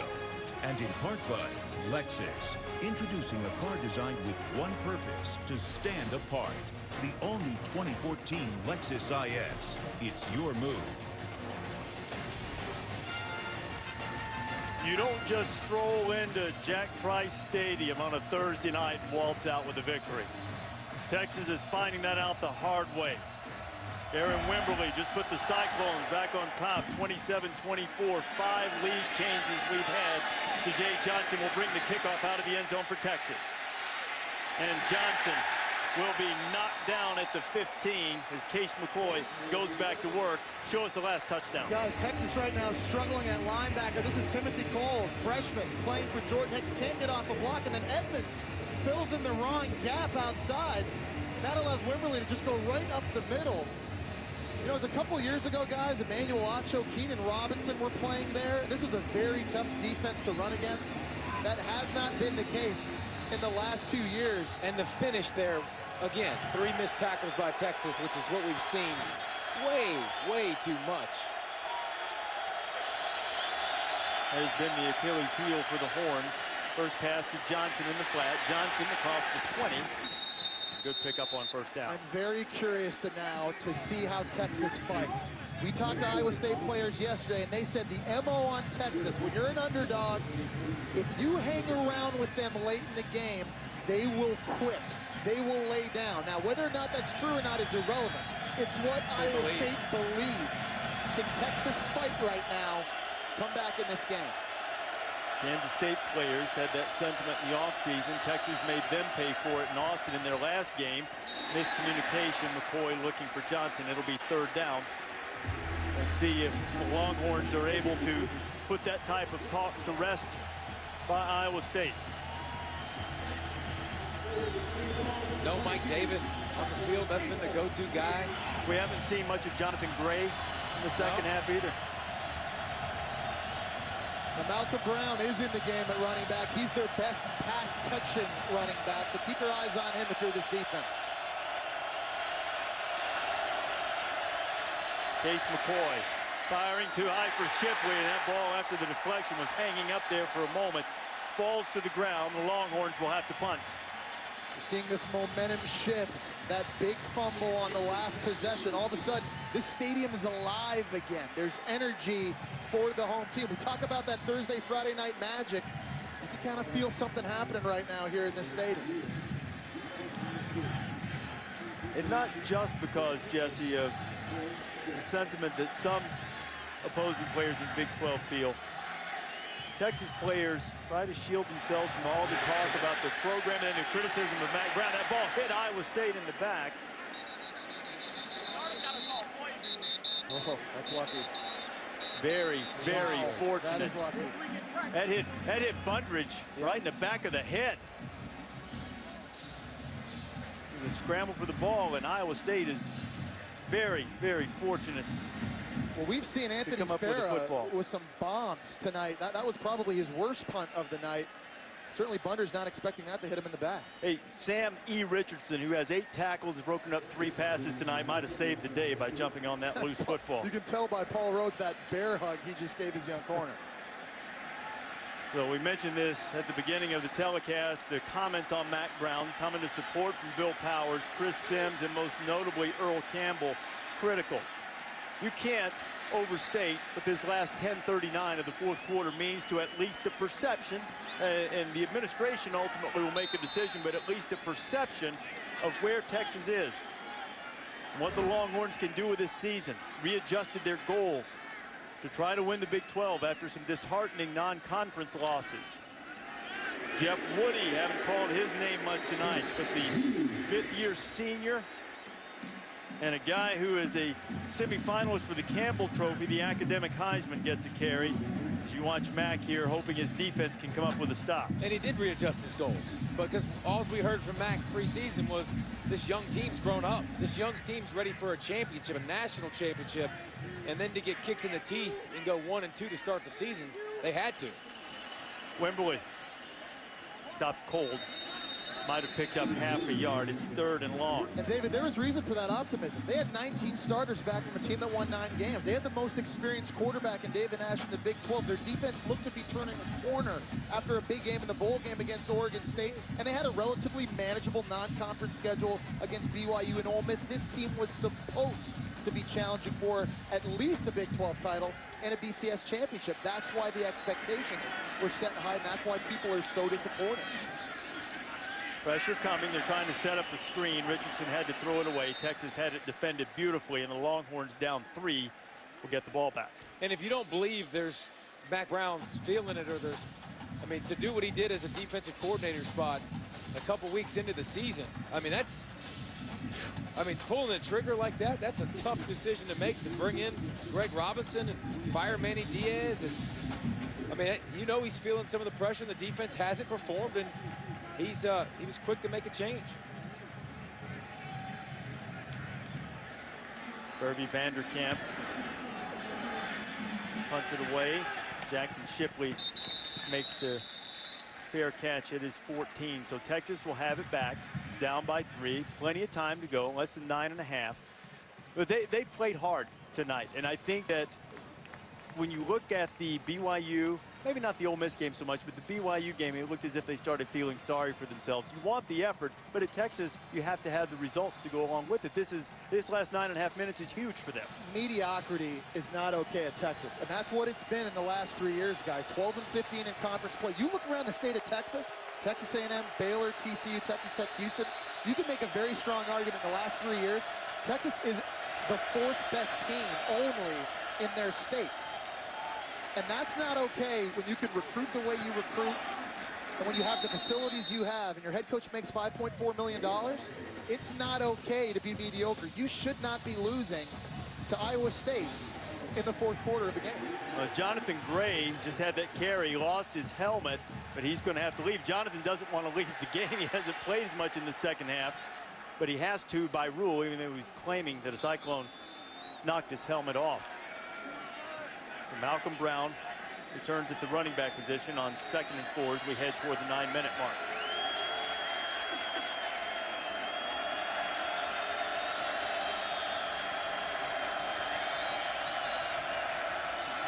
Brown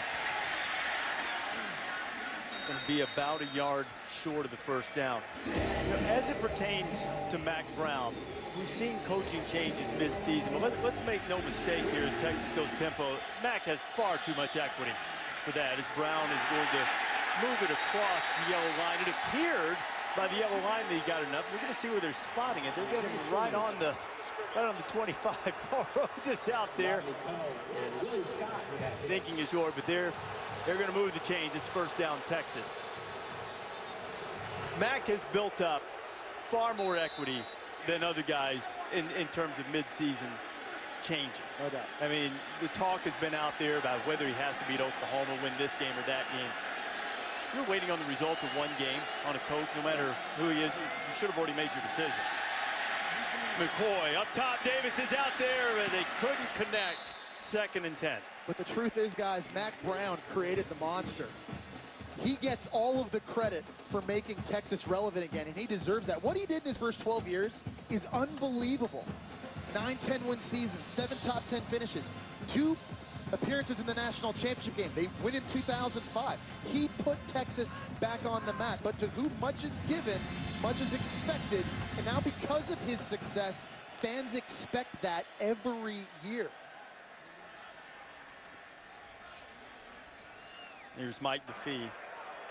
The game clock in the north end zone is out. The official clock is in the south. And Texas fans should expect that, because you do have such a great recruiting base and such a great state for high school football and such a great brand. You should expect to be in that conversation. It's the most valuable property in college football. But again, we talk about equity. In the 15 years prior to Mack Brown's arrival, they didn't have a top 10 finish.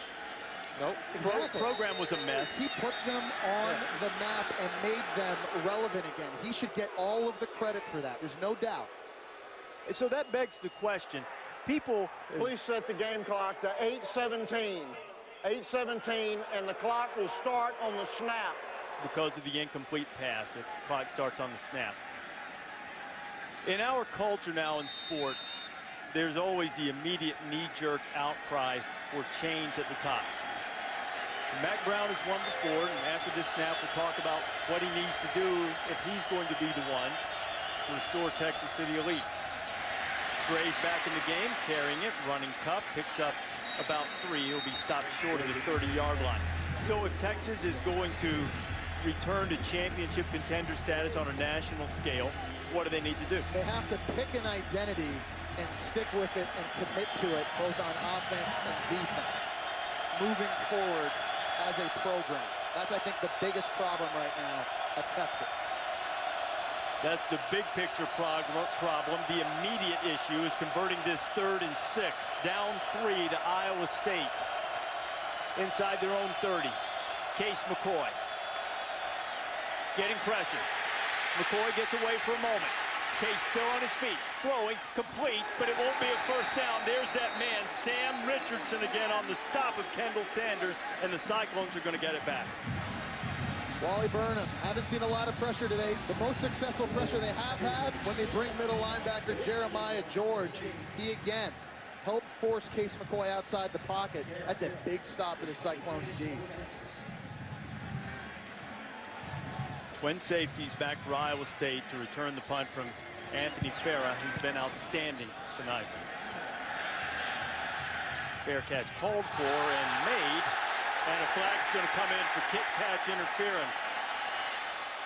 John Harris, who had the touchdown catch on the last play of the first half, got a little bit too close as Jarvis West was making the fair catch.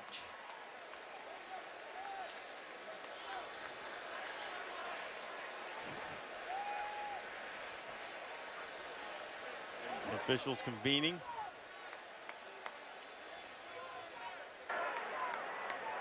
Fair catch interference.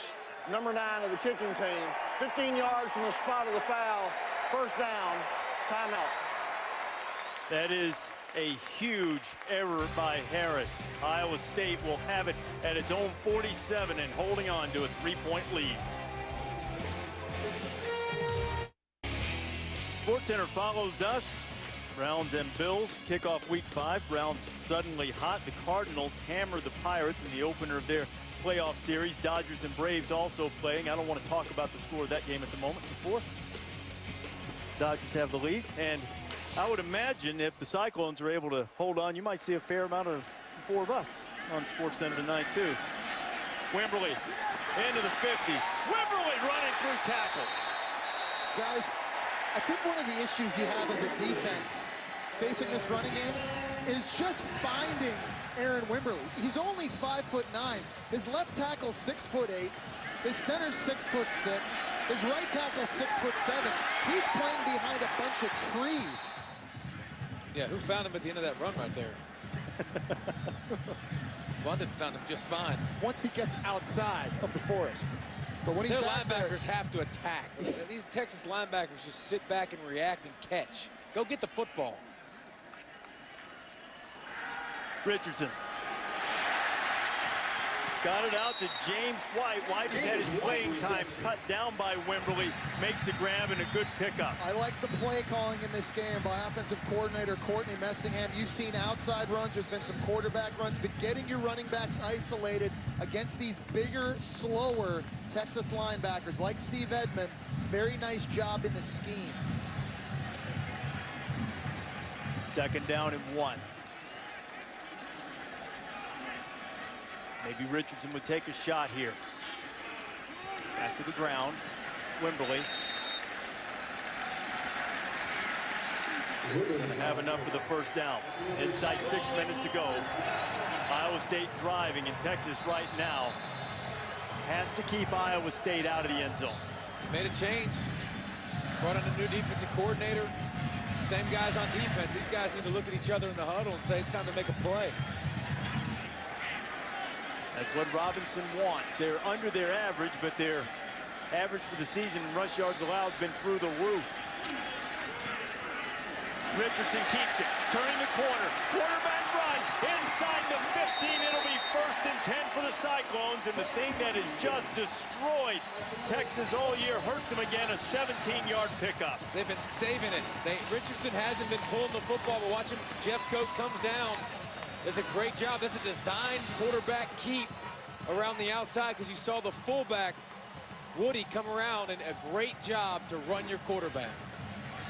Been saving it all game. You didn't want him to take a pounding. Designed quarterback run. The Achilles heel of Texas. Boy, and what a night Sam Richardson has had. Wimberly cuts it back. Wimberly inside the 5, and he's close to a 1st down.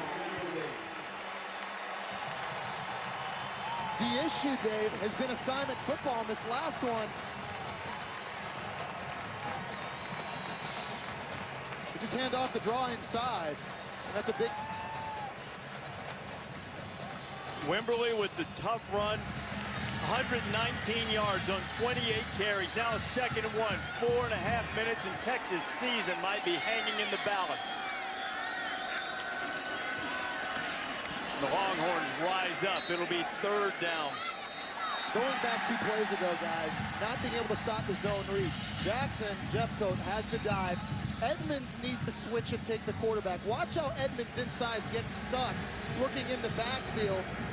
That's the assignment errors this defense had early this season that they looked like they cleaned up against Kansas State, and it came back to haunt them, and that's why Edmond right now on the sideline. And you saw Jeff Woody, a fullback, coming out to block for a reason. He wasn't coming out there just to cover grass.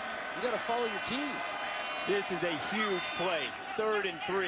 Richardson gets rid of it into the end zone. It's incomplete, and it'll be 4th down, and the Longhorn defense almost certainly will force a field goal attempt, and Cole Netton is trotting onto the field. And that's why it's a big play. Because you have an opportunity to keep this thing a 1-possession game. Still with 3 minutes and 43 seconds left. You got all your timeouts if you're Texas. A huge stop for this Longhorn defense. Even though they got gashed, they made some mistakes on that drive. When it counted, backs against the walls, they held up.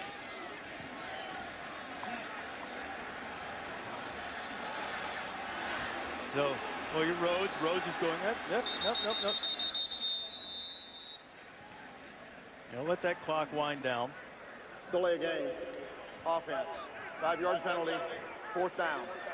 That'll give Netton a little bit of a different angle on the field goal attempt. It's a close one. Line of scrimmage is now at the 11. That means they'll place it down at about the 18. But that was 3rd and short, guys. They had success running the football. If you run the ball there, even if you don't get it, the clock keeps ticking and you bleed it more often. After the incomplete pass, you just did Texas a favor. That was a critical play. We're going to spot it at the 19, and Netton puts it through. And Iowa State's lead is a precarious 6. 3 minutes and 40 seconds remaining. Case McCoy, who's done it before, will have a chance to do it again for the Hornets. Braxton Miller and the 4th-ranked Buckeyes going into Evanston to take on Northwestern. Saturday night football presented by Windows, part of Tailgate Week, fired up by Kingsford Charcoal. It's on ABC, 8 o'clock Eastern Time, 5 on the West Coast. A great Big Ten matchup. I'm going to tell you, those two teams have a long way to go to match the entertainment value that we've had here in Ames on Thursday night. Benrick Mark returning for Northwestern. He's an explosive player. Iowa State just got a field goal. Texas keeping it to a 1-possession game. Kickoff will be touched by Sanders. It goes out the back of the end zone, and the Horns will take over on the 25-yard line. And right now, the Longhorns are being challenged. There it is. The state of the Texas program, no longer feared. They're no longer the hunted. They are now the hunters. They've been that way for 3 years. And here's an example to prove that and show that. You got to go out and take this game. Take this win. If they're hunters, they better go eat. If they're hunters, they're going hungry right now. Better put something together. The last 4 drives by the Longhorns have not been productive. The fumble by Joe Bergeron was huge. Mike Davis is back.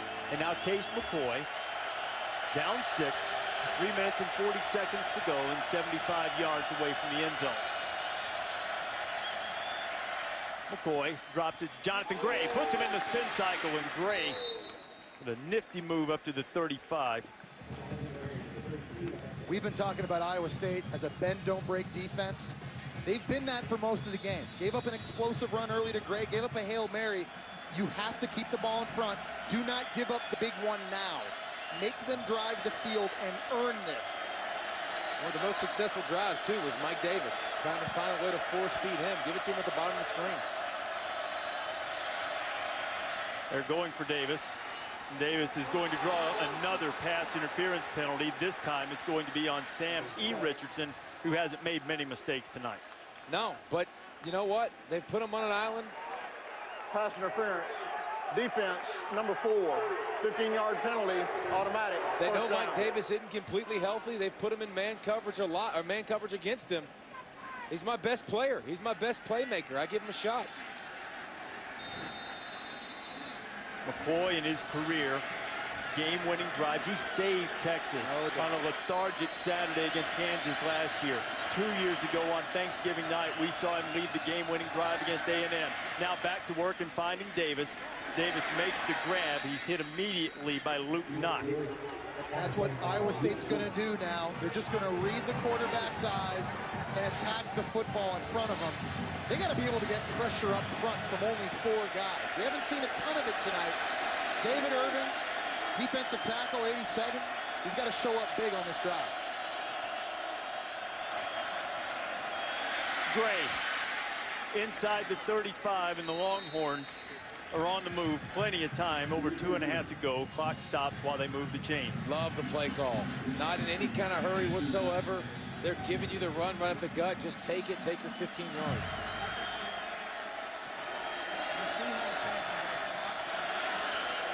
Check with the sideline. I love it. You're not in a rush. Make sure you get the best play call available each and every snap. McCoy to throw. Down the middle. Almost intercepted twice. First, Luke Knott got a hand on it, then Jaquez Washington. Luke Knott is not the same athlete as his older brother, Jake. He's not the same size, but this was a tremendous play. Just getting a hand or 2 on that football, because that almost was a huge completion to Jackson Shipley. In fact, if he didn't tip it, that was going to get picked. Well, he may have scored, I think. But if Shipley didn't tip it either, the corner was right behind him, ready to get the interception. So it was a good game of volleyball right there. Now 2nd and 10. After the near miss for both sides, McCoy unloads, is behind Gray, makes a good grab, and he's tackled by George. Face mask. And he's going to get a little extra yardage with the face mask, we believe. I thought he grabbed the back of his head, it looked like.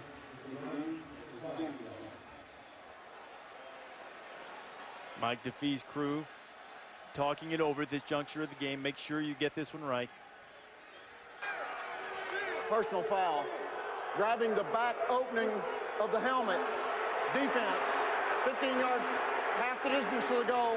Automatic first down. And guys, uncharacteristic of a Paul Rhodes coach team. Iowa State came in averaging just 3 penalties a game. By far the best in the Big 12. Tonight now, that's already their 9th penalty.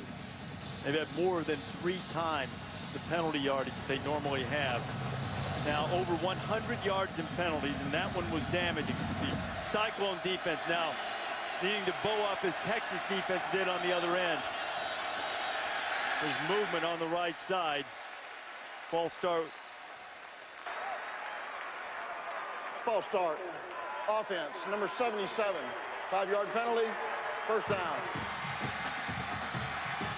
Right now, Iowa State giving a lot of cushion to these receivers, Jackson Shipley and Mike Davis. You might consider just spitting it outside if you're Case McCoy. See if one of these guys can make a guy miss. Gray to the corner and knocked out of bounds at the 10.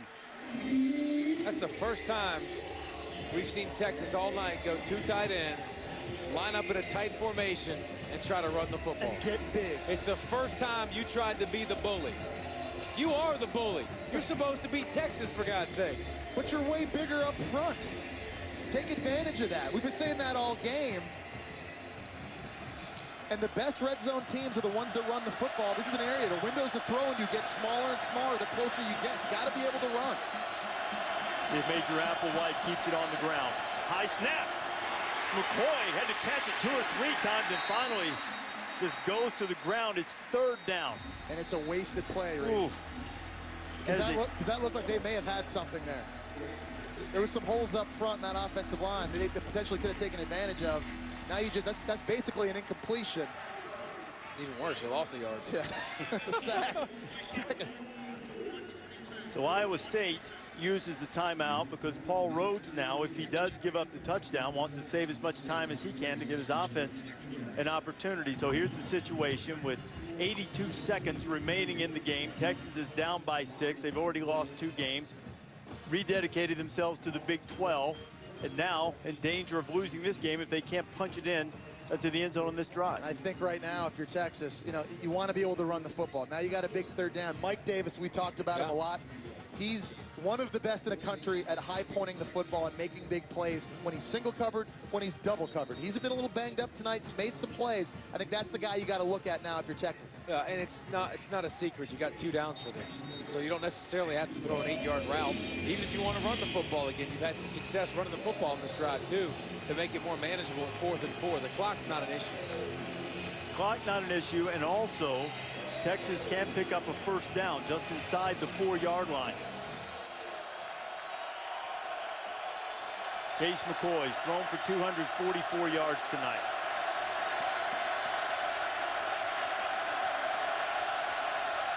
Needs to move his team 11 more yards.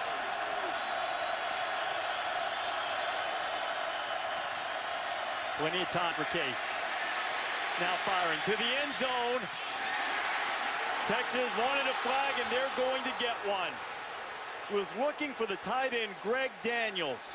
And pass interference is going to be called on Sam Richardson. And it's a good call. Pass interference. Defense, number 4. By rule, ball be placed at the 2-yard line. First down. It's a good call. I mean, you got to make that call. But it is a good call, David, but if you're Sam Richardson, that's twice on this drive now. If you just turn around and locate the football, you probably have a pick. That's so much easier said than done, though, because there's somebody in the back of the end zone who's wide open. You just try to get there as fast as you can. He had 40 years to throw the football as well, which really helped. Texas gets big in the formation. On the ground to Gray. Gray pushing. Stopped short. Now Iowa State is running out with the football. Jeremiah George has the ball. Let's see what they call. I think from the looks of the officials, they're calling it down at the 1. The ruling on the field is the runner was down by contact. Timeout, Iowa Iowa State, his second time out of the half. Well, Iowa State wants to stop the clock, not only to preserve time, but just in hopes that the replay booth will have a look at this. And that's big that it's that, Reese, and not forward progress, because you can't review forward progress. That's a... Hey, you remember the Oklahoma State-Texas game last year? Yes. At the goal line when they got kind of a gift? It looks to me there like the ball comes out before he's touched the ground. I mean, that's the... George got in there and dug the football out. His knees are still up. Wow. The question, I think, is whether the play was blown dead. Well, and saying he's down by contact. Yeah. It's big.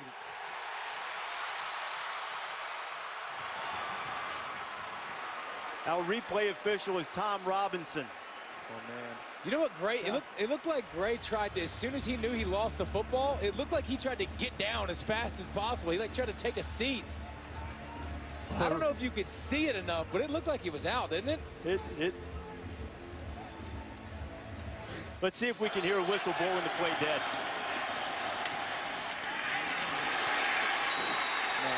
Wow.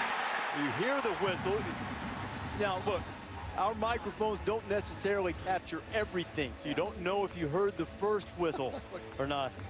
Paul Rhodes trying to physically demonstrate exactly what happened, just in case there's any miscommunication between what he's looking for on this replay. I know for Texas fans that this is agonizing. I know for Iowa State fans that they're on the edge of their seats praying and hoping that this is called a fumble by the replay official. But for the rest of us, how much fun has this been on Thursday night? What a game. What an atmosphere. Perfect weather. Threats of thunderstorms to start the night. They didn't come close, so we had lightning strikes on the field. We had a Hail Mary play to end the first half, a 97-yard touchdown pass. And now we're coming down with the ball on the 1 and an official review to see whether Iowa State ripped the ball away from Jonathan Gray and would have an opportunity perhaps to hold on to their lead. Keep in mind, too, guys. What's the call first? What do you guys think before they... I want to hear the opinion. I think the football came out. So do I. Personally, I think it came out. And I think it did too, but I think they're going to say the call stands because I don't think they're going to have enough evidence. But I do think the football came out. You know, it's interesting. Jonathan Gray, normally not the short yardage, and certainly not the goal line running back. After further review, the ruling on the field stands is called.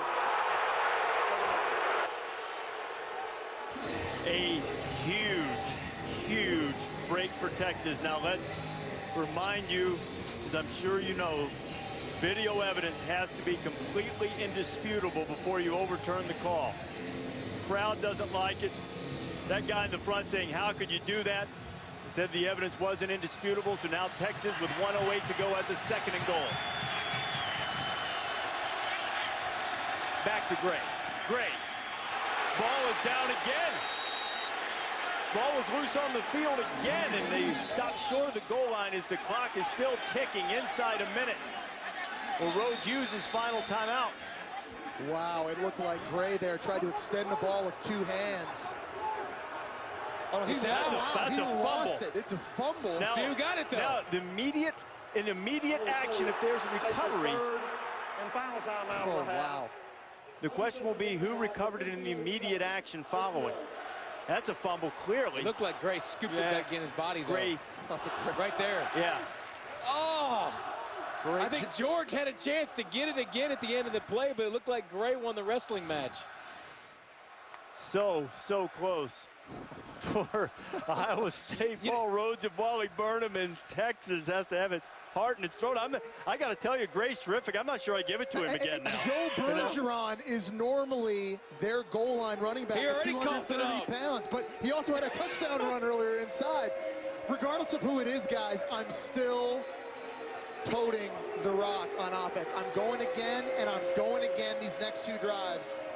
I'm trusting my line up front. I think the most interesting thing about this is a lot of times coaches throw up the red flag on defense and let them score because you got your timeouts. Because it's hard on 1 yard line, but I think you've seen anything can happen. That's 2 fumbles possibly in 2 plays. right before the fumble, I was going to bring that up, and you guys mentioned Gray's been fortunate not to have a couple of fumbles called. Bergeron's fumbled tonight, so Malcolm Brown is in the game for Texas at tailback. McCoy keeps it.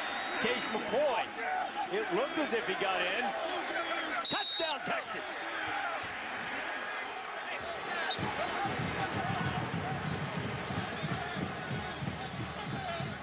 Don't give your running backs a chance to fumble. Just put it in the quarterback's hands. Good surge up front. Oh, yeah, clearly Easily in. You know what?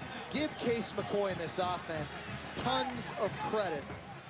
A tremendous, you know, that's twice now in this game. Late in each half, they've come up with a huge 2-minute drive to score touchdowns. Now Anthony Farah has to put through the extra point to put Texas on top by 1 with 51 seconds remaining in the game. And the air has just come out of the stadium. Down. The previous play is under further review. They're going to have another look, but that was clearly a touchdown. If you're not going to have enough video tape evidence to overturn the earlier apparent fumble or near fumble by Gray, I don't see how you're going to change this one. I'm just going to review every play from here on in. That's what the replay model's for, David, to try to make sure they get it right down the gut of the game. He's 3 yards in the end zone. Come on. But a tremendous drive by Case McCoy. Really nice. And, you know, Iowa State outside has struggled at times. It's been a physical matchup all game long on the perimeter of the field. Some of them, Watson and Richardson won, but there were a lot of pass interference calls. We talked about the mismatches that Texas felt like they had outside. They took advantage of it on this last drive. A couple pass interference calls, gets them down close. But give Case McCoy tons of credit. You know who else I give a lot of credit? Mike Davis. No doubt. Dude's not playing even close to 100%. You can see he doesn't have the speed he usually has, but he's out here competing, and he drew a ton of PIs. He made some big plays for his team. Kudos. And Mike DeVee's about to tell us that was a touchdown. After further review, the ruling on the field stands. Touchdown. Stands. Wasn't confirmed? Tell me you couldn't confirm that? Semantics. Semantics, my friend. Verbiage. Think Max Brown just exhaled? But I don't think he's going to until Farah puts through this extra point. The way things have gone for Mac this season, he wants to take nothing for granted, though Farah is reliable. And he is again, and Texas has a 1-point lead with 51 seconds to go, and the Cyclones have no timeouts. We talked about how Iowa State players, and maybe some other players and teams throughout the Big 12, think that if you hang around with Texas late in the game, in a game they're supposed to win, they lay down. That did not happen tonight. Give Mac Brown and his team a ton of credit. They fought till the very end. They were put in some very difficult situations, had to fight a ton of adversity, but they made the plays when they needed to, and now 51 seconds away from escaping with the win. Sam Richardson will be called on to try to lead that drive and see if he can answer McCoy. Those two guys have answered one another all night long. And this game's not over yet, so obviously there's still some chance to come in there and make some plays, but this doesn't change our debate any way, shape, or form of what we had before this fourth quarter got crazy with Mac Brown. This is still Texas versus Iowa State. What does this say to you then, David? About Mac Brown and the Texas situation? About the state of the Texas program, or maybe a better way to say it, this Texas team, the state of this Texas team. I mean, obviously it'd be a great rally, but it doesn't change anything about the debate we just had. They've still been underperforming, and they should beat Iowa State. That's what Texas should do every year. The Texas defense, let's not forget too, they came up with a big stop in the red zone to force a field goal in Iowa State's last possession, enabling the Longhorns to be able to take the lead with that drive. Texas doesn't want to risk a return on the kickoff, so no reason monkeying around, kicking it short, letting Wimberly touch it, who was back there. So Richardson will take over, 75 yards away. They just have to get into field goal range to give Iowa State a chance. The redshirt freshman kicker, Cole Netton, appeared to be confident from about 50 and in warm-ups. They'll start on their own 25. It's going into the wind a little bit. Not a huge wind out here tonight. But first things first for Richardson. Steps up, delivers, and headed to the boundary is Wimberly out of the backfield. A good pickup on first down. Wimberly, the tight end E.J. Bibbs, wide receiver Quentin Bundridge. These are the guys that are going to win the game for Iowa State. These are the guys that are going to give them that chance. They've got to be utilized for them to have any hope. Pickup of 11. Texas showing a little pressure. Here they come. Quick throw, incomplete. Clock will stop. 42 seconds to go. It's better. Good thing he didn't catch that. It's a better thing that they did not catch that play because they have no timeouts. The clock's still ticking. It can't be your enemy right here. Got to work the perimeter of the field. And if you work the middle, it's got to be beyond the sticks. Exactly, beyond the sticks. Exactly. 2nd and 10. Richardson gets rid of it, and it's incomplete. 3rd and 10 coming. They had Santos covering Wimberly, and he couldn't quite keep up. Richardson's slow to get up, but they've got to have him. If he can stand, he's got to play. This is where Texas's inconsistent pass rush needs to be consistent because you know it's a pass. Pin the ears back. Malcolm Brown, Chris Whaley, Cedric Reed, Jackson Jeffcoat. Let's see. We haven't said his name. Well, I mean, let's get it going. Make your imprint on the game. This is a perfect situation. You get a sack, this ball game is probably over. 39 ticks. Texas sends 4. Richardson underneath.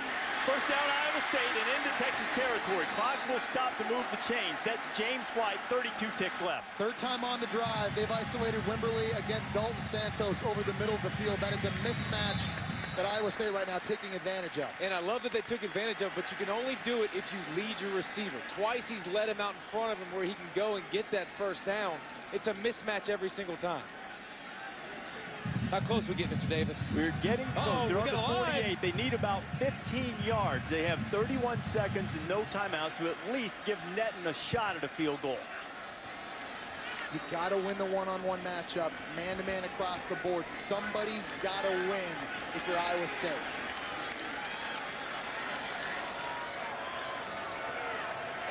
Second and 10 after the spike. Richardson thinking about running it. Can't afford to slide, and now this is a problem. Clock is going to continue to run. They're going to have to line up and either run a play, and if they spike it, they'll only have one more play. Oh, Ref dropped it. Got it down quicker than they did in the Wisconsin game. Richardson will fire, and it's intercepted by Jeffcoat. Right on cue, the deflection, and Jackson Jeffcoat saves the day for Texas. There was some confusion at the line of scrimmage, it looked like, for Iowa State. They had to hurry after that scramble from Richardson. Timing looked off.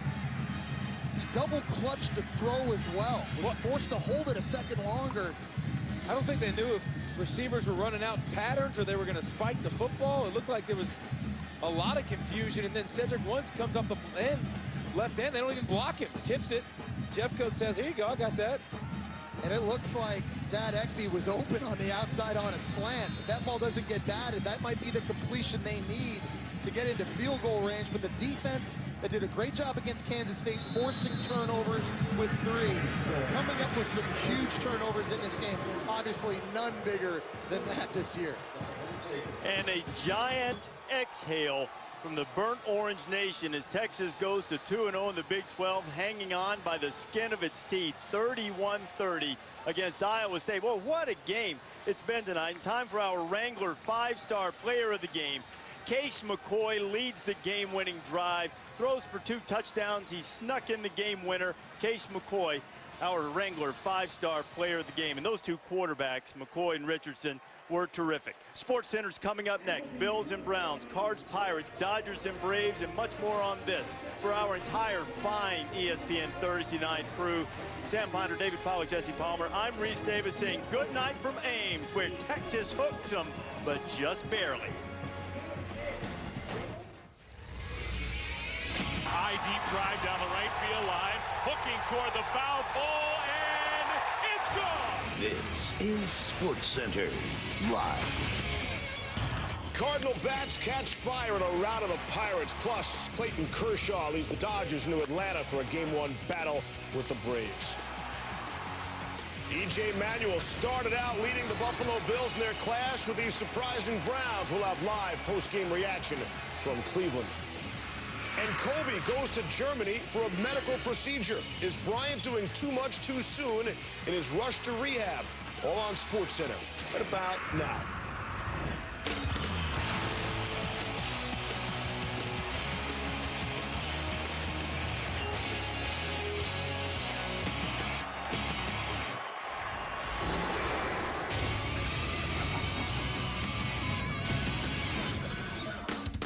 Lane Kiffin was pulled off of USC's bus at the airport to be fired.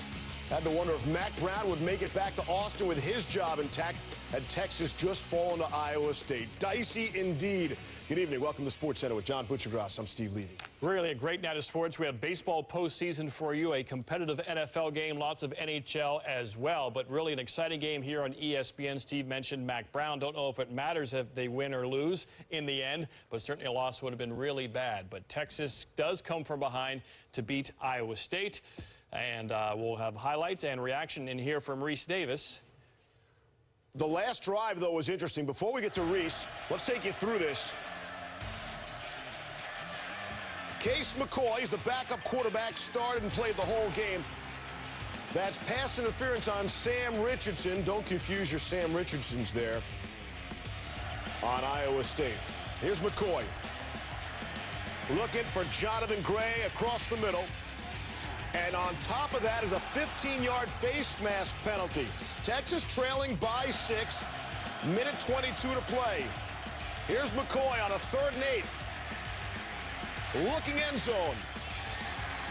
And it's Richardson again. Interference again is the call. 1st and goal. Joe Bergeron. Did he fumble that football? Iowa State thinks so. They had a long review. The ruling on the field was that he was down by contact. We looked at a bunch of these replays. This was very hard to tell. Certainly inconclusive, so the ruling on the field stands. So they get a second chance on 2nd and goal. Did he fumble this time? After they get the reprieve, did he put the football on the ground again? You see it there. And no, Texas retains possession on 3rd and goal. Finally, they hang on to the football, but there's a question about the touchdown there. In the end, the call is a touchdown. Mac Brown thinking about his livelihood. Last chance for Iowa State. Ball is batted away at the line and intercepted by Texas. And the Longhorns hang on and win by 1 point. Oklahoma now looming on the schedule for the Longhorns. All right, let's go back out to the men who called the game. Reese Davis, take it away as Texas survives and aims against Iowa State. As is their custom, they're playing the eyes of Texas, but frankly, the eyes of most Texas fans probably closed shut, couldn't bear to watch in the waning moments as the Longhorns come into Ames and pull out a 31-30 victory, one that was in doubt until the very final interception by Jackson Jeffcoat, a couple of controversial plays on the